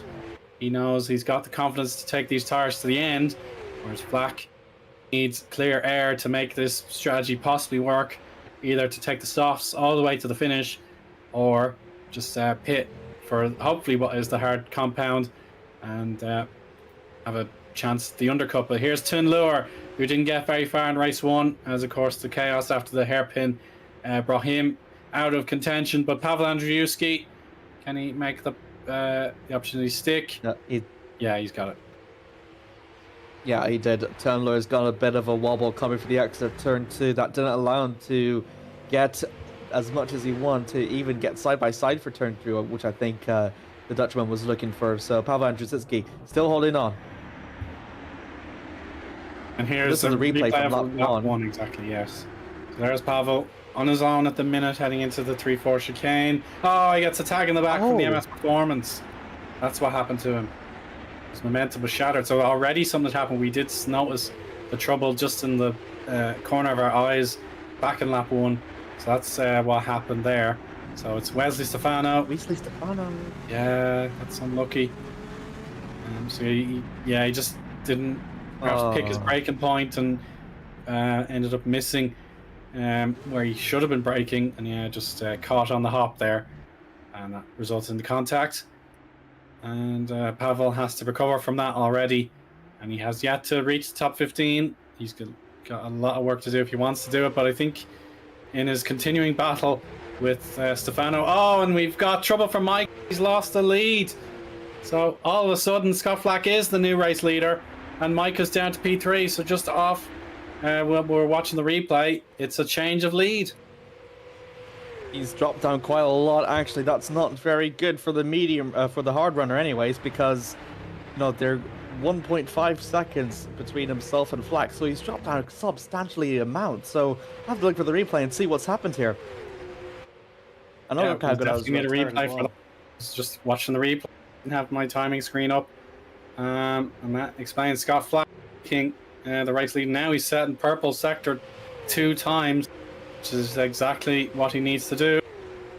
But now Micah has Latinen for company, and Latinen, he's proven to be the fastest driver in race 1 conditions. We have a yellow flag just perhaps at the other end of the straight. And it's through. Latinen back on the podium in the Apex GP. And Dechutis wants the lead. So another lead change. Wheel to wheel banging here. But Dechutis, he will not be able to claim until the last moment. Flack defended everything he had. But now it's a lead change with the championship protagonist Dechutis. He wants to get himself an actual victory for the second time this season. Of course, not quite able to do it today thus far. But Dechutis wants to win another race, and he's given himself the best opportunity to do it, as Flack's dream of pulling clear on those softs has been denied for the time being. No, not even that. He's now under trouble from Latinen on the hards as well. So that's going to be very crucial for Scott Flack if he could be able to defend from Hasse. He might even have a chance to score double podiums here and maybe make it stick. But Micah is still nowhere catching up to Latinen though, so it's really big trouble there for the Motorforce driver as well. Yeah, I could predict he has a bit of damage maybe. Could have picked up something that's costing him this lap time. He would be very quick 9 times out of 10. Sure. I'll try and study that car for maybe a little bit of distress. Fine. Looks to be okay with steering. So that's one hassle. Ooh, Soltero. Don't have access to that replay, I'm afraid. So we'll have to just imagine what happened and wait till the end of the race to capture it. But Soltero, the newbie supreme here after driving on Tuesday in FS2, he's now doing a fantastic job overtaking the veteran Hamming. So this is absolutely sensational, as the MS Performance team are feeling much more like themselves again. Yeah, absolutely. Really good there from Oscar, and he's got Micah up ahead, who's not quite in that rhythm that he's hoping to be, that we've seen leading just a few laps ago. Could possibly make a potential dent in the leadership of the champion leaders lead rather. Yeah, he could definitely take a fair chunk out of it. It won't be too much to write home about. Yeah, about probably 15, 20 points, that kind of range already. And he could do a bit more with an extra podium to his name. The suspense of a potential double victory in the single race day would be definitely the stuff of legend. It does happen, but not as often as you think. It is very difficult to win the sprint race after the reverse grid shuffles the order just a little bit. We can see here with the overtakes, he's already made 7 spots. Chuti's +5, Flack, of course, with the soft tire, Gamble +3. Then it's trouble for Gazowski, the pole sitter. He's down to 7th. Hamming has lost 4 positions. But then in the top 15, we've got Zubinski +11. So Hyperion, with the 1 car remaining, they can at least be comforted by that. And then Tun Lower, who had to start towards the back of the grid. With Saracino's absence, he would have been 30th otherwise. He's +12 and 17th for Team Iris. So Team Iris, they want points as best they can. They're just loitering around in 9th place. So they've got to respond as best they can to the performance of Zubinski with the championship at a knife edge between Team Iris and Hyperion. But Latinen, going exactly as he needs it to. Quick in Sector 1 as a personal best, but he's losing time to Flack. But Tylene, here you go. The chance to overtake Gazowski has arrived. And he's done it with ease. Beautiful stuff. And Ed Hunter makes the point in chat. Scott has a free choice of compound in this race, so he won't be disqualified. If he chooses to pit, he can just go on softs again. That's no problem. So no threat of disqualification. And Carlos Martin, he has moved on from FS1 these days. He's up in Super League, I believe. And he says if Spain keep bringing the drivers, he nominates a Spanish venue for GPVWC Day this year. So definitely Martin has his he has a bit of an agenda there, but I don't blame you if you want to have GPWC come to visit on its special postseason day towards the end of the year when all the awards etc. are handed out. So yeah, Carlos Martin wants it in his home nation to celebrate the performance here of Oscar. Absolutely, and Oscar will have something to write home about if he can make this overtake augmentation. Micah gonna make an overtake here for the last 2 corners. He's gonna look for the outside, look for the inside. He's not gonna make an overtake just yet, and holds it back in for now. Ooh, that was close. There from Oscar. Not a very good exit there from Oscar. But the important thing is he's kept it on track. Yeah, he's not afraid of the championship leader by any stretch. This performance. They know how to win races, get podiums, etc. Victor Ivanov and Tom Statterly, for example.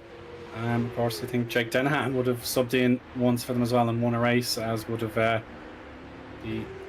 former champion as well. Would have been his name.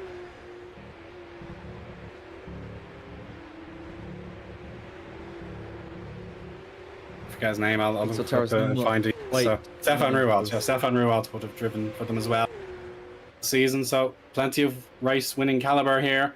But MS Performance just want to get back to those contention moments here. So Soltero's doing the business so far, and he's got a good run here on Micah. He does, but it's not going to be close enough to make him move, I don't think. Heading for the Casino Straight. Yeah, it's not quite close. I think he's got about another lap or so to make another attempt on the Polish driver. But a much better exit, though, out of the final corner, at least. So that's all good news for Oscar. Yeah, very encouraging stuff. So we're near perhaps the 6% mark. So yeah, past halfway for sure at this point. Any signs of distress on the tyres for either the Chutis or Flack? I have to double check that, but it seems okay for them thus far. The soft tyres were certainly scrapped by the bulk of drivers about this time, but of course we know Soltero took them just beyond halfway, about 17 laps he got them before he changed So yeah, definitely there is precedent for the top 2 on soft tires to go quite far. But there's Saltero again, speaking of him now that he's on hard tires all the way. He's getting very close to Micah's car. I think there's trouble for Gazowski. He's tumbling down the order again.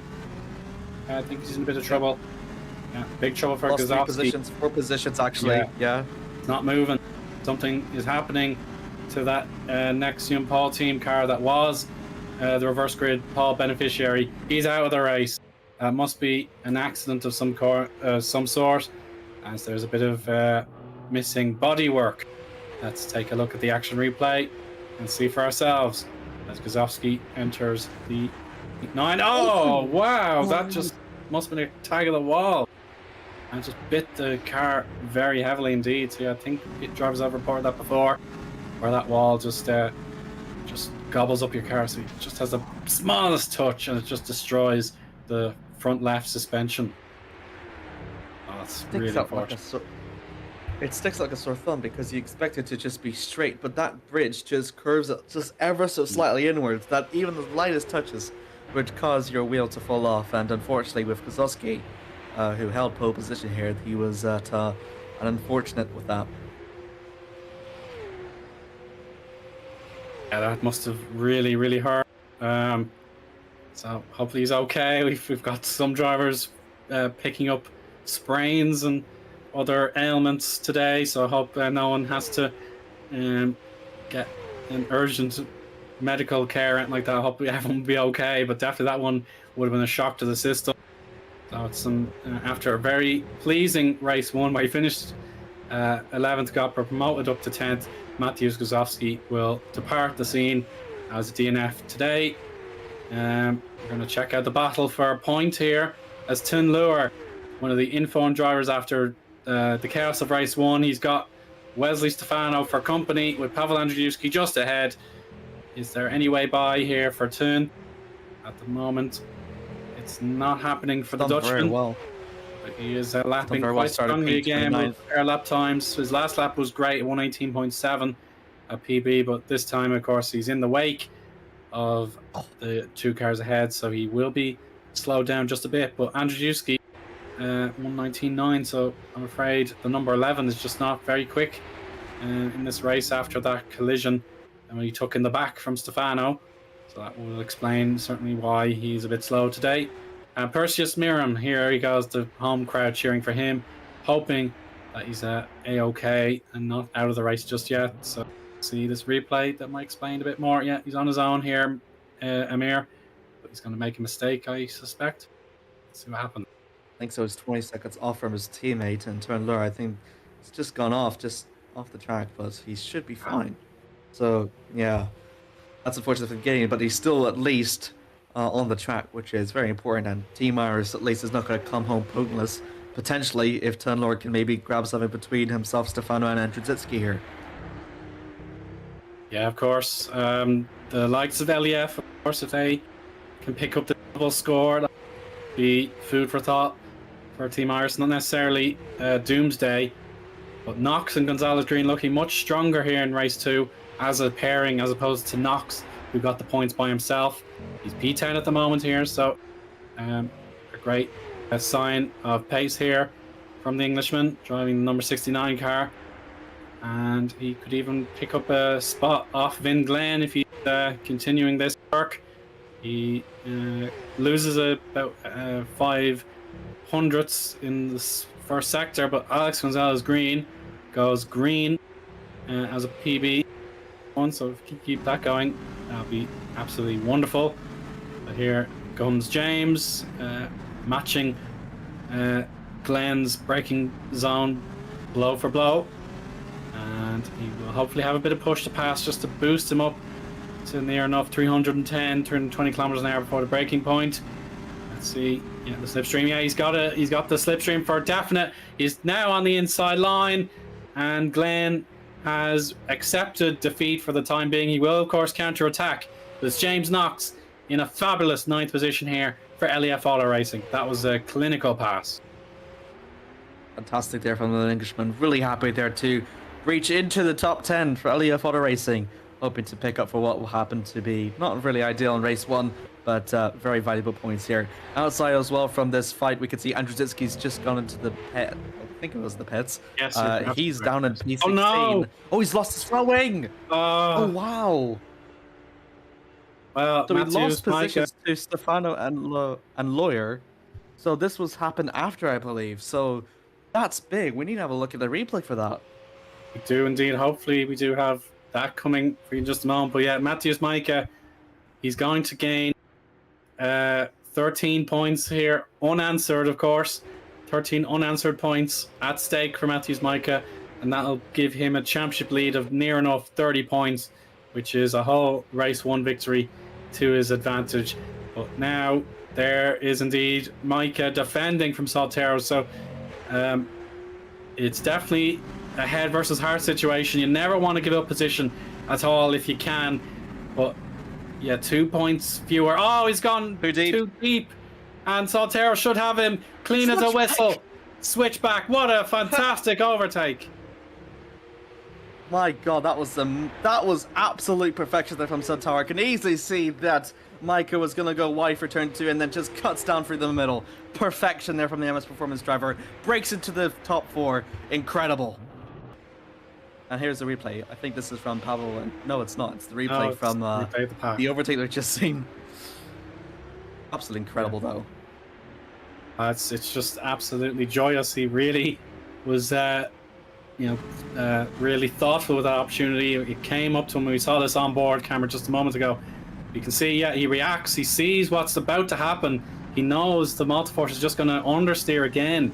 So he's already reacted, and he's ready for the switchback. Absolutely divine work there from Oscar. He could have been aggressive and turned into the apex as normal, but of course that was not his game plan. He waited for the opportunity. Oh no, that could have been That was heavy accident for one of these drivers going for the win. Was it Scott Flack? I didn't quite spot it. It was Flack. It was Flack, yeah. Wow. Whew. That could have been nasty. That could have been a lap 3 moment once again, but this time for the Australian, and that would have not been pretty. Lumos loses it, come for the final corner. Oh, Andrzejewski's retired. He's given up the ghost, yeah. No, there's no comeback here for Pavel today, and it's his worst showing of the whole season. His first DNF of any kind. I know in Saudi, when I was unable to broadcast, I joined the broadcast. He had a tough time of it with various slides and other things that could have undone him, but he managed to score points both occasions.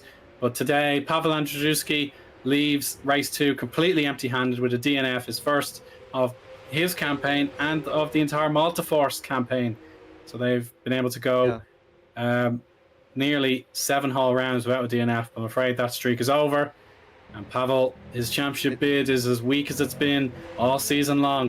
But the chance for a new name or a team that has experience winning and they want to do it again. Could it be Dechutis for the second time? Could it be Scott Flack, who had no practice essentially and thought his odds of anything were very slim? He's again wobbling. Or could it be Latinen for the race 1, race 2 sweep? He could potentially pull it off here. Very impressive if he can. So, case of he's on the conventional strategy, Latinen going hard tires to the end. But Dechutis and Flack have kept these soft tires going beyond their shelf life that we saw in high fuel in race 1. But with the reduced fuel tanks, they can keep them going a little bit longer without stressing them out too much. So 3-way dance for a victory. Everyone has different objectives this season. Dechutis wants to catch up to his teammate Saracino. Latinen, of course, wants to put some inconsistent results behind him. And Scott Flack just wants a podium to get him off the mark on a personal note and get overpowered the thumbnail glory, as they were the team nominated for the thumbnail on this broadcast. So can they keep it going? Absolutely. Latinen's also looking for the first ever driver to make a sweep here this season, and he knows that. That's why he's putting all out onto Scott Flack now. Is he going to be able to make an overtake here with 2 laps left to go? He's going to try and look for the... Scott Flack defends fairly brilliantly the inside line for turn 1. Comes to the hairpin of turn 2. and Scott Flack just about defends it really well. But with those softs giving out, I think it might be Yase's overtake potentially. But will it be enough of a bet? Will it be a good enough deficit for Decutis to be able to take that win, though? That's what I'm wondering. It is very tough to call, but of course, if you want exact stats, Szymon Frelick ended the 2024 campaign with a perfect sweep of the Brazilian Grand Prix. He did the same in Azerbaijan and Austria, so he knows how to win race 1 and race 2, does Szymon. But now Latinen is time to emulate the fabulous Frelick. It's running out, but if anything, Scott Flack wants to advance Australia's cause and get himself and overpower the victory for their very first podium. So we've seen 100-1 on the podium for the first time. We're almost able to declare overpower as a new podium contributor. But Latinen almost had a look. Final lap coming, Amir. Take your pick. Who's going to win this? I have no idea who's going to win, though. All these three drivers have a capability of winning, and everyone has got an equal chance. It's going to be determined on who's going to come on top. The final lap, in we go. Lorenzo gets a very good line out for the first 2 turns, but Flack is all over the back of him. Look at him. Look at this. Don't do anything exceptionally dangerous until it's time. I think Latina's going to hit the wall. He's almost avoided it. Yeah, he has avoided it, so he's still in it. He's still in it. I think Latin hit Flack just momentarily a bit, and I think he might struggle a bit with the downforce. See there with Decutis though. Look how much he's struggling coming out for the second sector now. That will allow for Flack to go for the outside line, heading for turn 8. No, this isn't a great overtaking point. It just leaves you a bit open for the hairpin. Maybe just do it into the hairpin itself. That'll be the chance for Flack if he's done the best job conserving those soft tires. Here he goes. He can do the high side, wheel to wheel. Outside. Oh, it's blocked. It's blocked. Latinen! He's there as well. Latinen's going to get a double boost. Saltero's watching and waiting to see what could happen. It is the decision of Latino. They'll decide the race. He's on the high side. Flack is kind of stuck. Oh, it's a double pass. It's a double pass. Could they take each other off? They don't. And Flack slide. It's a victory for Decutis. Oh, there we go. Saltero across the line in 3-way. He's finish. Second place. He's done it. Saltero's got second. Wow. Oh my goodness. He's judged it perfectly. Will Decutis be able to walk away with this one? He certainly was close. He's across the line first, but my day, that was a huge press situation. But Latinen, it was his decision of his placement of attack that decided this race. He was on the high side. He had to take to the runoff area. He took the appropriate route, but Saltero, as his push to pass, goes all the way. He gets Flack on the line, and I think Latinen must have braked because he would have feared a penalty for an illegal overtake. So Saltero, he's done it, and unlucky for Latinen there. He did take a bit of a cut of the curb. So Saltero, with a absolutely magical moment for the second time this race, he picked Micah's pocket in a head-to-head battle into turns 1 and 2, and then on the start-finish straight on the very last lap, he crossed the line ahead of two drivers with the race-winning pace today, and he nabs the second place to get MS Performance fully back up and running this season. So congratulations to our podium sitters, Amir. You were off your chair, I can imagine. Oh, that was brilliant.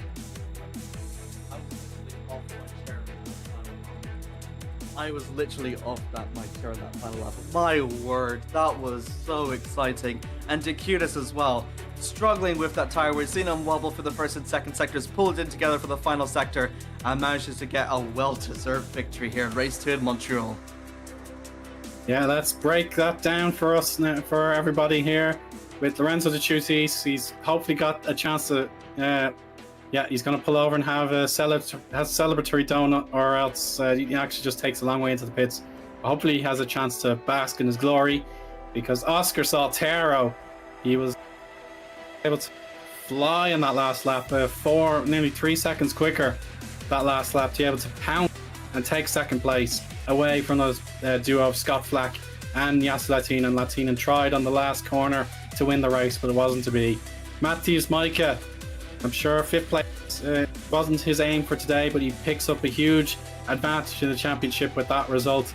Lucas Tylene backs up his third place with a sixth. Then we have Hamming, Lawless, Knox, and Vin Glenn all in the top 10. So, yeah, very good double performance for most of those drivers. Alex Gonzalez Green, tough race 1, but he's rebounded brilliantly in race 2 for an 11th place finish. Matthew Sabinski, more points for Hyperion. I'll be a bit horrified about the loss of 100 to 1 and MS Performance getting podiums today. So just have to grim and bear it for a while. Igor Wazowski collects some points there. He's managed to secure 13th on his debut. Wesley Stefano had that collision there with Pavel in the first lap, but he gets 14th. And there we go. Tin Lure actually got the point for 15th as Michael Falkenhayn was denied this time. Perseus Miriam, the Canadian, didn't get his dream result. He has to settle for 17th. And then 4 laps down was Giovanni Felipe Miranda. And now the DNF list even longer than in race 1. So it starts with Pavel Andrzejewski, who had the front wing damage, and he just decided to withdraw the car. Mateusz Kozłowski in P20 out of the race.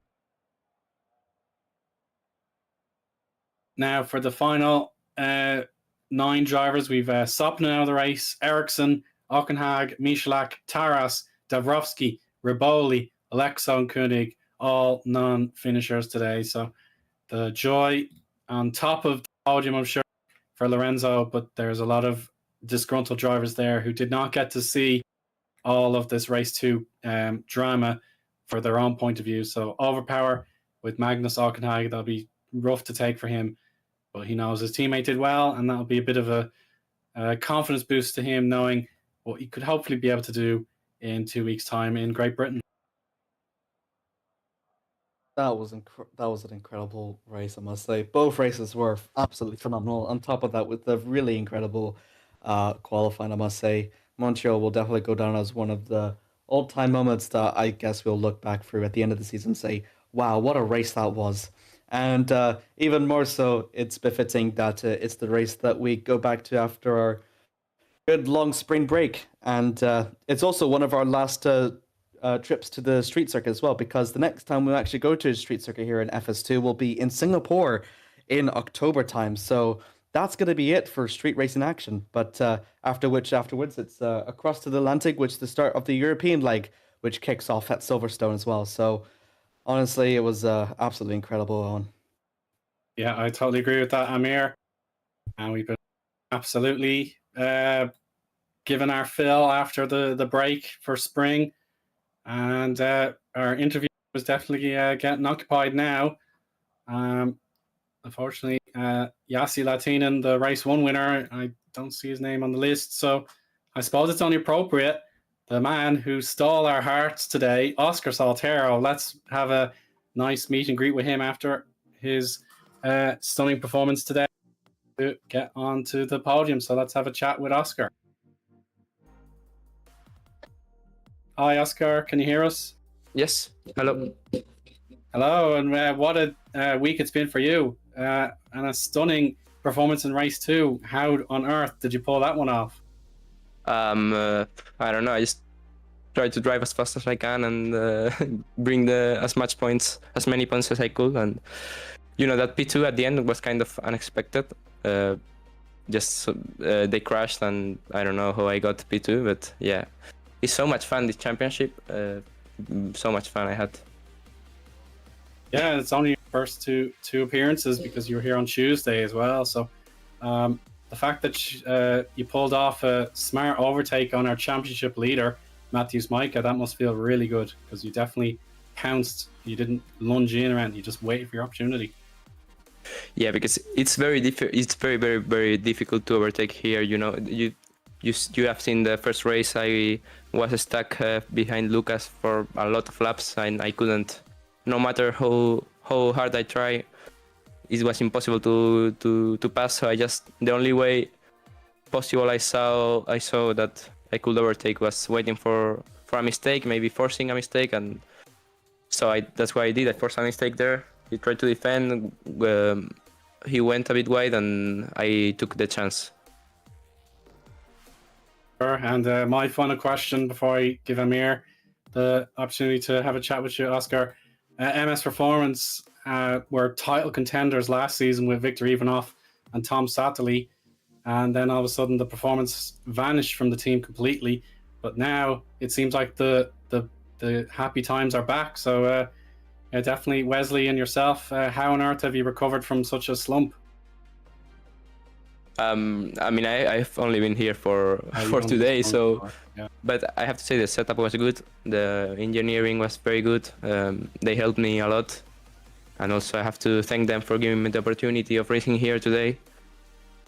And yeah, I think the team has been a very good job, and yeah, I'm very grateful with them for the opportunity. Amir, any questions? Yeah. Fantastic on your performances here in Montreal. You did make your debut as well back in FS2, and you, as well with that, you finished on 7th actually twice. Would you say that the performance that you've had back in Tuesday helped you prepare for FS1 here on Thursday? Yeah, 100%. Without that experience, I mean, the car is very different, but I mean, I'm kind of new in the game, so that experience with this game helped me a lot, of course. Especially given the very little time that I had to prepare for this race, that helped me a lot, yeah. And you've mentioned as well, you've only been here for okay, you're right on. You've only been here for, you've mentioned before, just a couple of days. So I'm curious, for your very strong showings here in both FS1 and FS2, what would you say holds the future for you here in this league? I don't know, but I've had so much fun that I hope I can find more opportunities like this and keep racing, because the races today were very, very, very enjoyable, and I have a lot of fun. So I hope I can stay here for a while, yes. I'm glad to hear. Huh? Indeed, yeah. So we'll let you go, Oscar. Congratulations on a fabulous appearance, and I hope to see you again soon. Thank you, guys. Good night. So long. Bye. Next up, I promised him an interview if he got a podium today, and he's completed his end of the bargain. So let's do it for Scott Flack for Overpower. Hey, Scott, can you hear us? Yep, coming in loud and clear. Lovely stuff. I told you. A podium would get you an interview, and you're here now. So describe that race to ending. It was absolutely brilliant.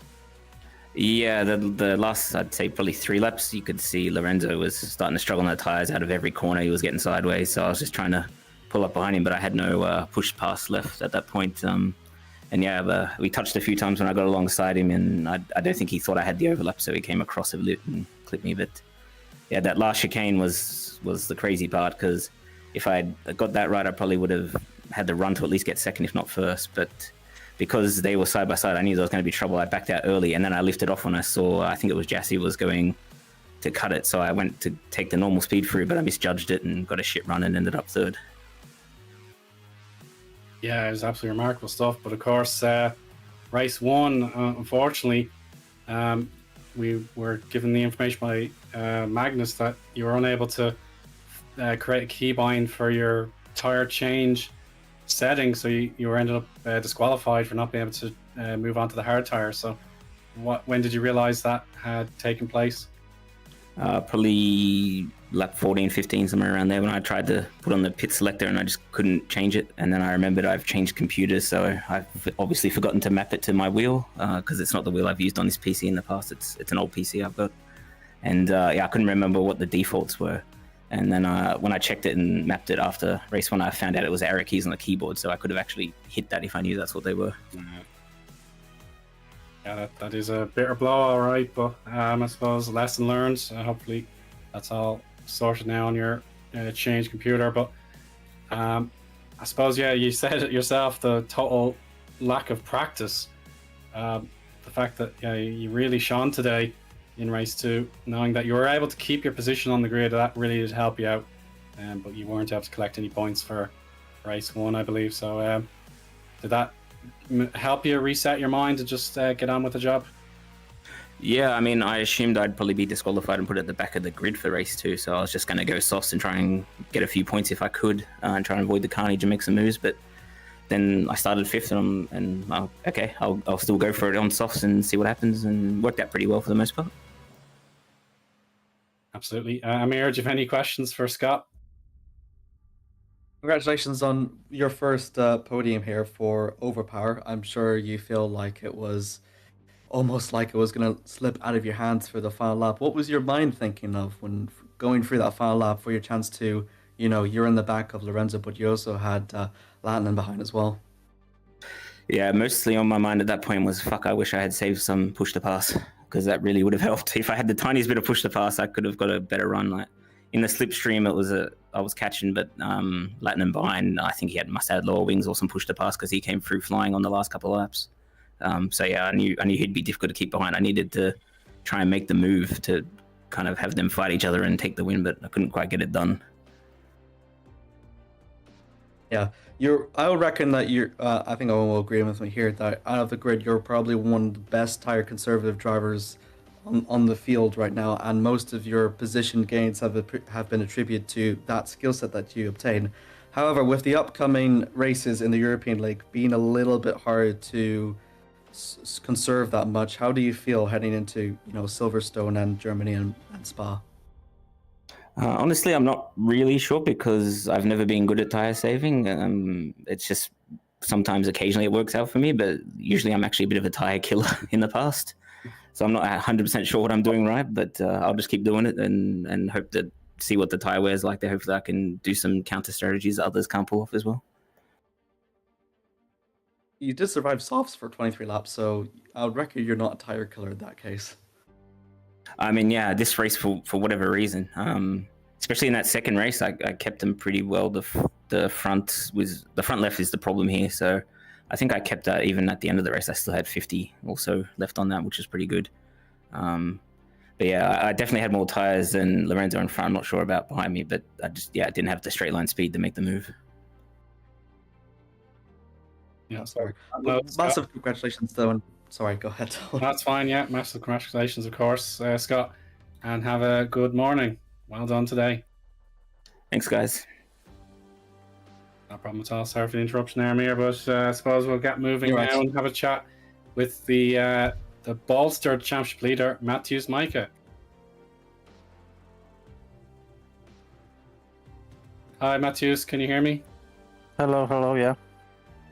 Very good. So, no podiums today, but you've ended up much healthier in the championship against Pavel with your double score, whereas he ended up DNFing in race 2, especially tough on him. So, I suppose let's count your blessings because Oliver, that huge collision he had with the wall almost cost you dearly. So, what on earth were you thinking when that happened?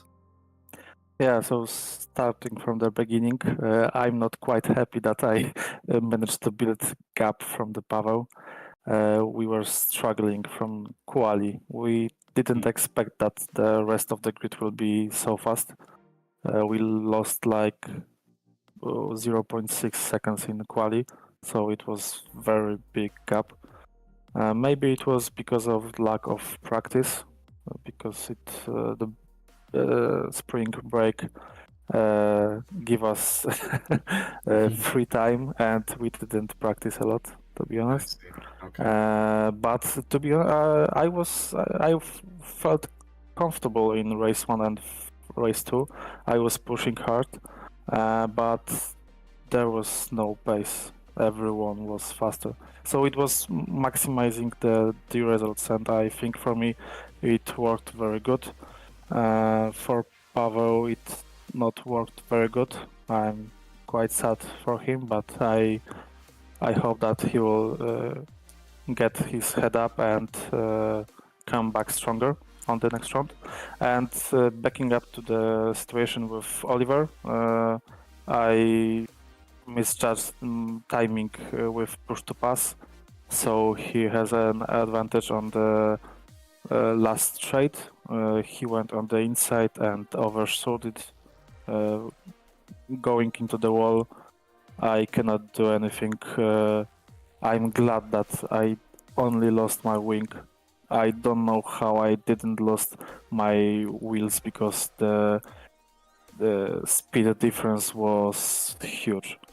he was almost stopped on the track, and I was running like 150 kilometers. So yeah, I didn't have anything to do more safely here.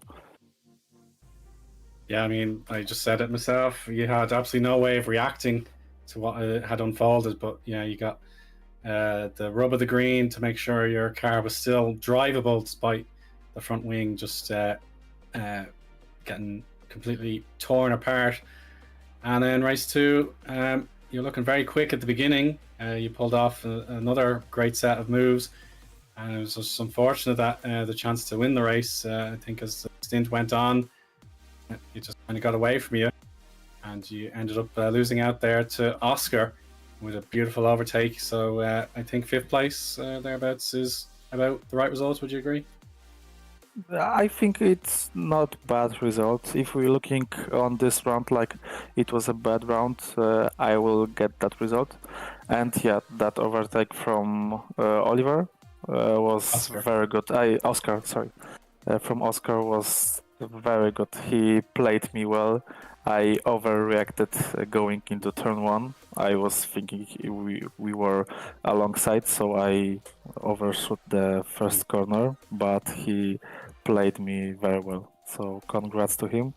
And overall, I was leading, but when the faster guys come behind me, I know that it will be hard to keep them, and I did the same mistake with on the P1.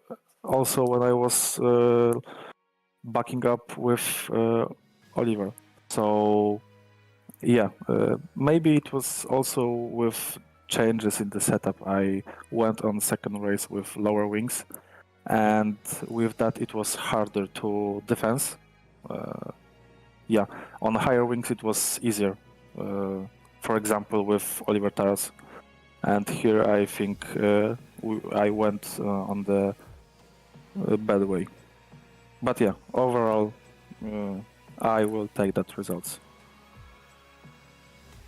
Very good. Thanks for that. Amir, do you have any questions for Matthews?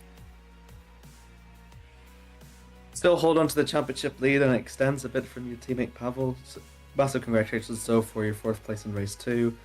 Just to overlook, though, because we're nearly approaching halfway through the season, how did you feel so far from that first half of the season? How that has gone overall for you in your own field of view overall? If we were looking at that without today races, I will say we felt very, very strong and safe.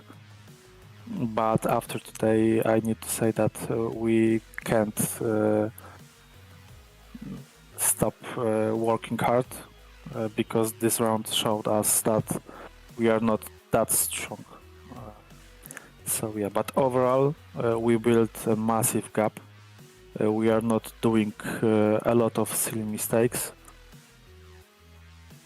And yeah, hard work. We don't want to win, we have to win, so we will get it. Absolutely.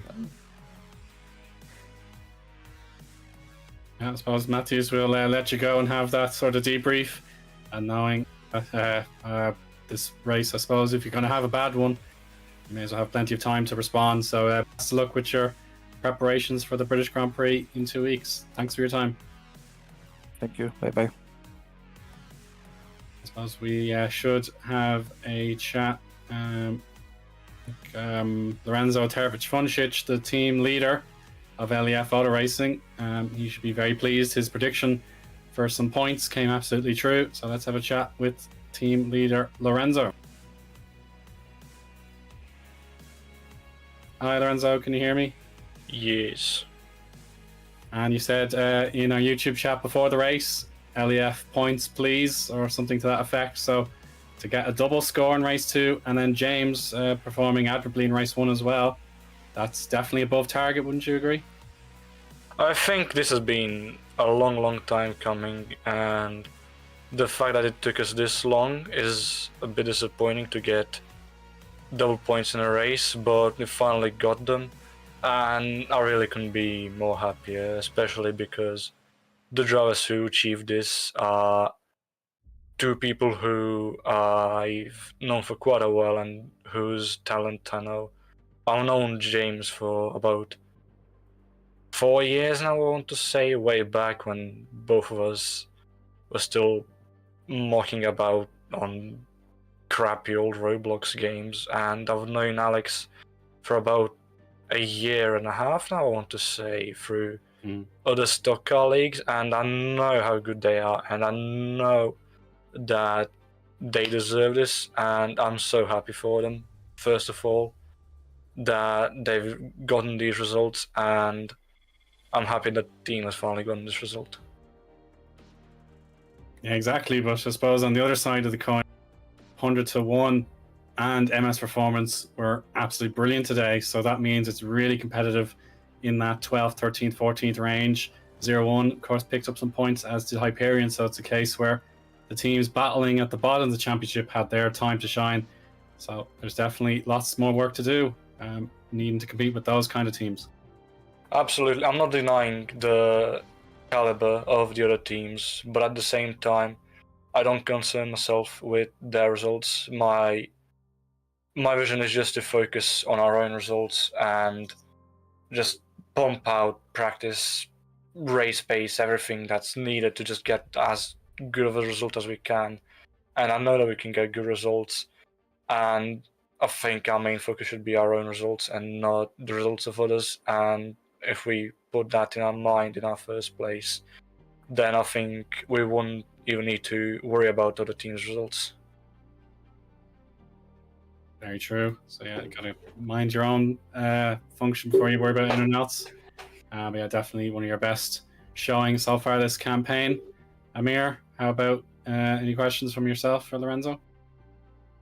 Mentioned before how your double points was really remarkable for your team, a landmark event. So congrats to you. It's been a return on the sprint break as well, with teams be able to reset their momentum. Having started off the start of the spring to summer period now, as we head into the European tracks for the next few rounds, would you say that double points in race 2 has cultivated your team's momentum in a positive way now compared to the first half? Would you say? I think, sorry for cutting you off there at the end, but absolutely, Okay. I think I've had the talk with the team during the spring break that I want to come back to the series following the end of the spring break a bit more serious, a bit more focused on results, because during the first part, admittedly, we didn't put in as much effort as we should have, realistically. And that's something I'm not afraid to admit anymore. And yeah, I'm just thinking about where else we can go from here, how much more effort we can put in than we already have. And I'm looking forward to the rest of this series, because we've shown now that even if we put in the tiniest bit more of effort than we have already, how much better we can be. And I think I'm really happy with both James and Alex this race. Unfortunately, James was only an emergency driver for today. And I did have a message from Alex saying that he would be missing a race, I think in either June or July, due to holidays. So do expect to see a couple more fresher faces at the team in this European section of the calendar. Of course, we're still looking for a new main driver, unfortunately. We've had to part ways with Lorenzo Turi. It's nothing that was between us two. The thing is, his wheels Loisel just decided to not function anymore. And unfortunately, he's, as of now, not able to compete in the league. But definitely the races he did with us, even though he wasn't fairly lucky, I think helped the team. And yeah, I don't know. I'm at a loss of words. I'm just trying to think of as many good things as possible I can list to just live in the moment. And yeah, I'm really happy with today's results. I'm happy to hear that. Really congrats though for your performance here in Canada, and here's to even more better results here in the near future, especially for the second half of the season start to stir up. We're really glad to hear that, Lorenzo. Thank you. Thanks a million, Lorenzo. We have time for just one last chat, and we'll nominate Juho Soppinen, who made his return driving for Pixelate this evening. So let's have a chat with Juho. What? Sorry, Juho, can you hear us? I catch you at a bad time. It wasn't a bad time, it was perfect. I can hear you. Good. Okay. Well, first things first, I'm absolutely delighted to hear and hear you in the chat again. I know you had to step away, but how are you on a personal level? Personal level, I'm pretty okay, of course. Some setbacks came in, and I honestly, as the hard times have passed, I kind of missed racing here. When Jansson told me that he will not be racing, I asked him, can I race? I mean, he's a really great friend of mine. Of course, I want to give him a thank you as well. Overall, the first race was, no, you know what happened. I mean, the wheel whiplashed to me. Wheel whiplashed, and also my one part of my wrist feels like it's still a bit, it's still a bit hurt. But also I had to put up the 2 ice packs for the second race. Second race, I had a great chance of getting into the points, of course. But it happened that I just speared off to the barriers at the second chicane. Luckily, I managed to get my hands off the wheel at the right time. It was a really heartbreaking end to the race, but overall, I'm lucky to be here still. Also, I'm lucky to still speak to you guys, of course, and yeah, really happy to be here. I mean, as an 18-year-old, I mean, my birthday was like 6 days ago. Wow. I started to miss a lot GPV, so yeah, that's all I can say. For sure. I suppose we saw on camera what happened to Matthews Kozowski just around the same lap as when you retired in race 2, so I'm afraid I didn't catch exactly how your race 2 came to an end, Juho, but just unfortunate that you double DNF today, but based off what you've got to say, I think you've taken more encouragement out of this performance, just the fact that you're still got the drive to compete, and I hope certainly you can take more knowledge for the British Grand Prix next time. So is that a track you enjoy? Obviously, I love Silverstone a lot, so I'm pretty confident for that track. But either way, crap happens. Oh wait, bleep happens. But yeah, But I worked hard for it. I want to thank also Stefan and Massimiliano for this opportunity as well, for me to return. And of course, I would love to take part in Silverstone for sure. And yeah, I just also want to say thank you to the people that have been around me all this time, especially Ada and everybody else, Mikael and also Jansson, of course.